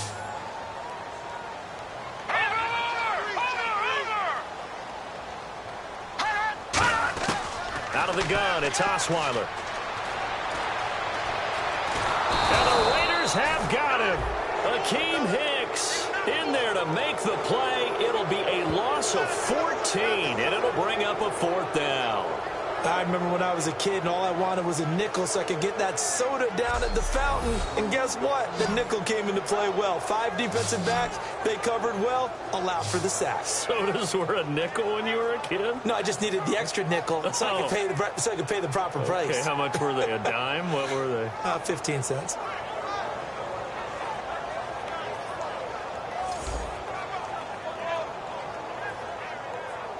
Here's Jordan Berry now, as he'll kick it away for the 2nd time.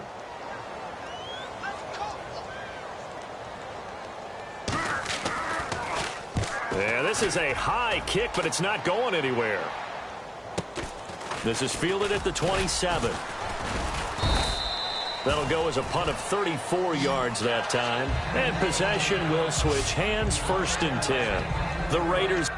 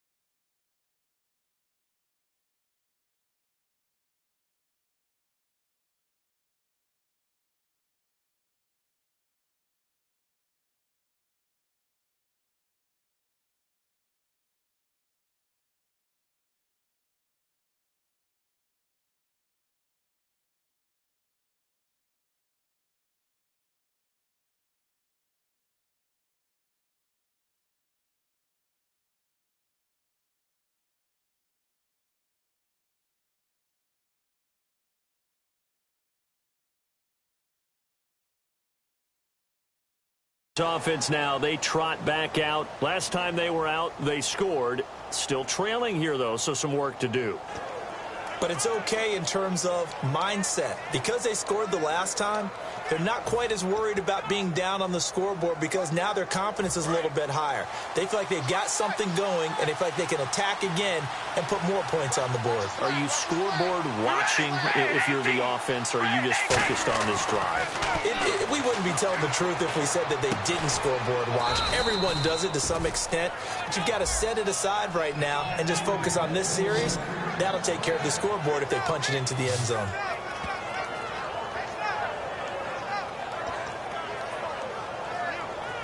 Offense comes to the line now, 1st and 10.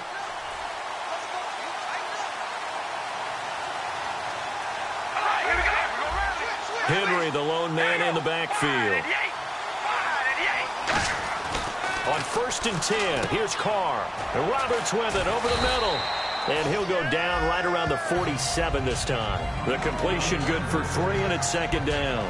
So now you look at the numbers and what has caused this dip here, back-to-back games now. Well, partner, we know this is a copycat league, and we just know that they watch the game film, and they just decided to put the same game plan into effect. And so far, he hasn't found a way to solve things. And they're not going to change up until he does. Now a handoff to Henry. And he's going to fight his way forward here for a modest gain. Couple of Broncos there in on the tackle. On any running play that's called, they're always hoping that it's going to break big and go the distance. But when you get a nice game like that, you're able to do so many things anyway. You can come back and run essentially the same play again, continue to move the ball on the ground, or you can decide to throw the ball now because usually you have the defense back on its heels. On 3rd down, Henry. And he will have 1st down yardage as he's brought down at the 41. It's a 7-yard gain there, and it's good enough to move the chains. I don't know about you, but that almost felt like old-time football there. 3rd and 2 is not necessarily just a running down anymore. A lot of times they want to throw the ball. They went back to the roots and powered forward and got the 1st down.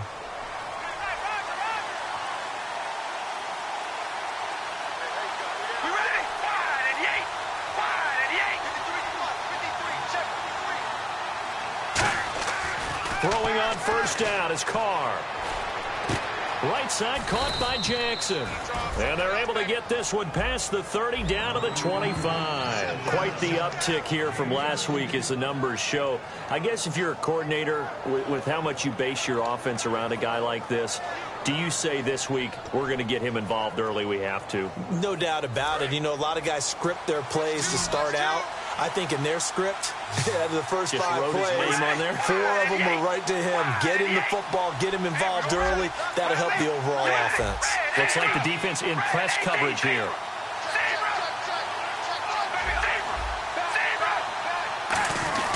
A 20th carry now for Derrick Henry. And he's going to take this down to about the 17. 8 yards on the pickup, and now they'll have some options on 2nd and short. Boy, where would these guys be without his performance on the ground? That puts him over 100 yards now for the afternoon, and I tell you, he seems to be getting stronger as the day goes along. Time starting to run out here in the 4th. This defense just trying to keep the offense off the board and preserve this potential victory. Henry, the lone man in the backfield. To throw his Carr. This will be caught just inside the 10. Time for a break. We'll come back, see what transpires after this.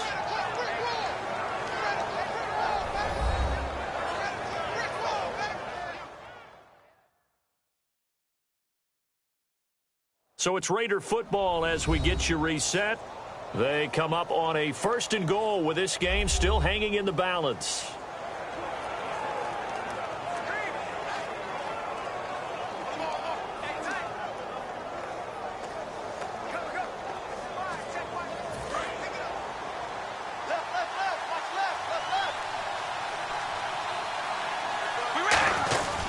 They'll try and run for it with Henry. And he'll get it down close to the goal line, but not quite in. Give him 4 on the carry there. It's 2nd and goal. Well, Brandon, we always know that once you score 1 touchdown, you're without a doubt. And so far today, he's got 1, but was denied as he tried to get the 2nd one.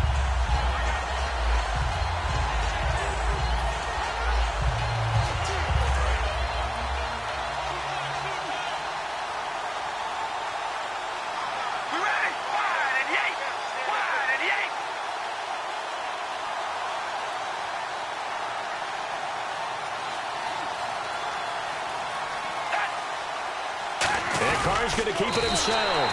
Calling a gain of a yard as they get a little bit closer here. It's 3rd and goal. Now the Broncos are going to take a timeout. It's just their first. They've got 2 more to use here in the final stages.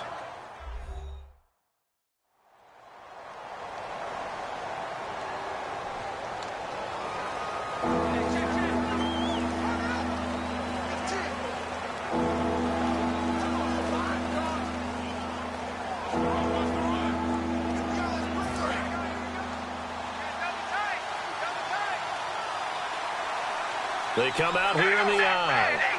Carr, and he's over the line and in for a Raider touchdown. Derek Carr, his 2nd touchdown of the game and his 9th on the year. And the Raiders have moved out in front here in the 4th quarter. Well, we've seen some lead changes, and it certainly appeared that one of these squads was in full control of the game, but that's not the case after that touchdown. Yeah, they erase a 2 TD deficit here to grab the lead. He's got it, and it's now a 21-16 lead.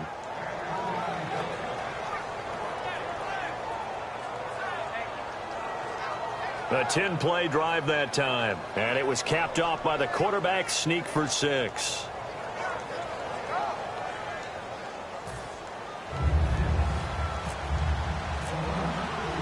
Now after the touchdown, here's Pat McAfee to kick.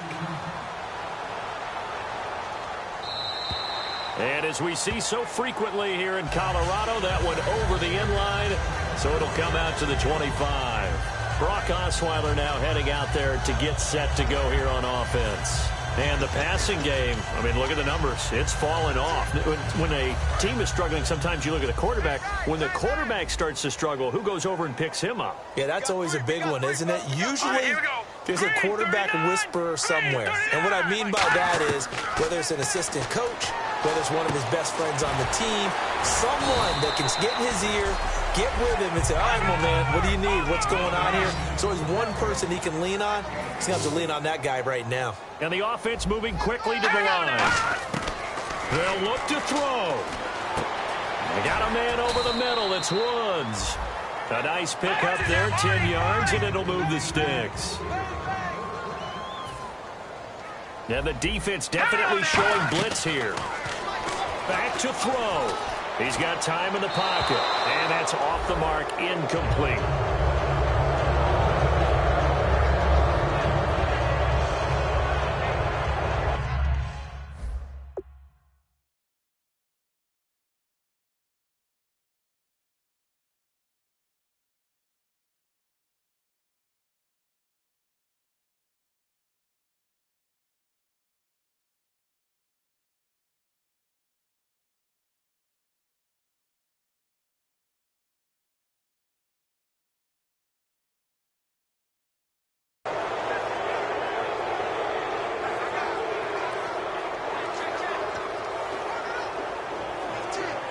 Unable to connect on the first down pass play. Now it's 2nd down.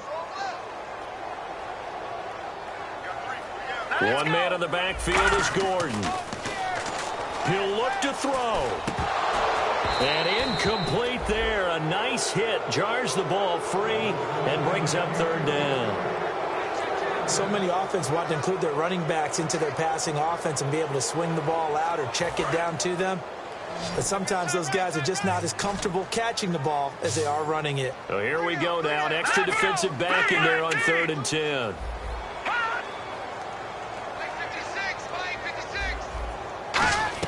Back to throw. And he couldn't hang on to it through the contact. Incomplete.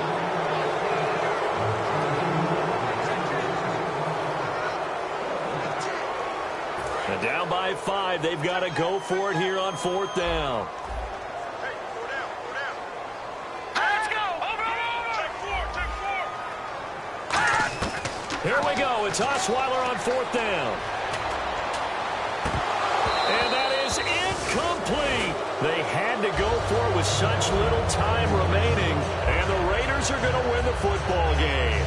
Apparently they weren't interested in playing the field position game. They opt to keep their offense out there. A big mistake in hindsight. Yeah, that one backfired, and hindsight's always 20/20, but let's call it what it was. We would have first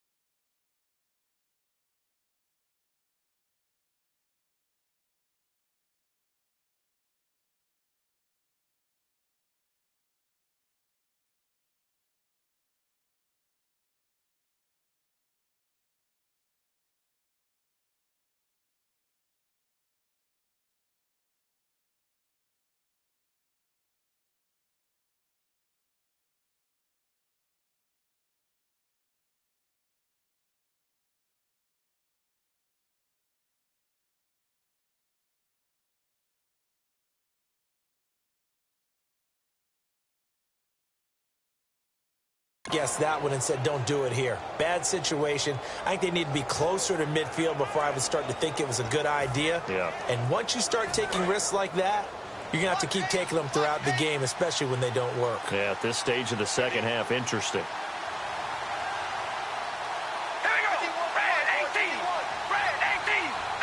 Down to a knee here. The defense still with a couple of timeouts. We'll see if they want to use them. And now the Broncos will burn another timeout here. That'll leave them with just one remaining in this fourth quarter of play.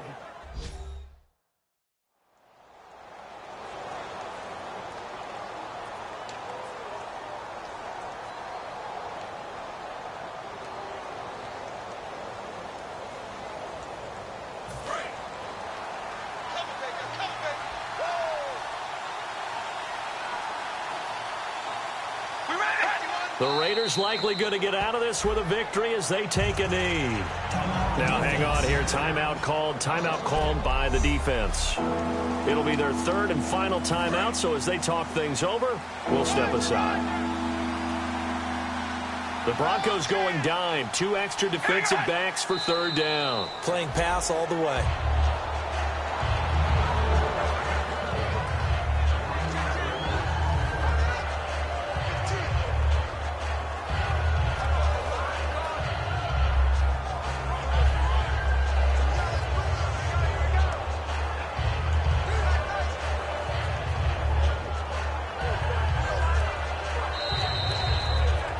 A road win in the National Football League. Charles, you never take that for granted no matter who you're playing, no matter where you're playing. You take it and you run with it. And you know you primed the pump all week in your own home facility. No one thinks we can do this. Only people who believe are right here in this room. And then you go on the road, band together, and get it done. So for the Raiders, the win will help them keep pace in the playoff race as they move to 6-3 on the year. And they'll get another road date next week as their opponents will be the San Diego Chargers. Meanwhile, for Denver, their season is on life support somewhat now at 3-6. And they will get a home date next week as they will take on the Dallas Cowboys.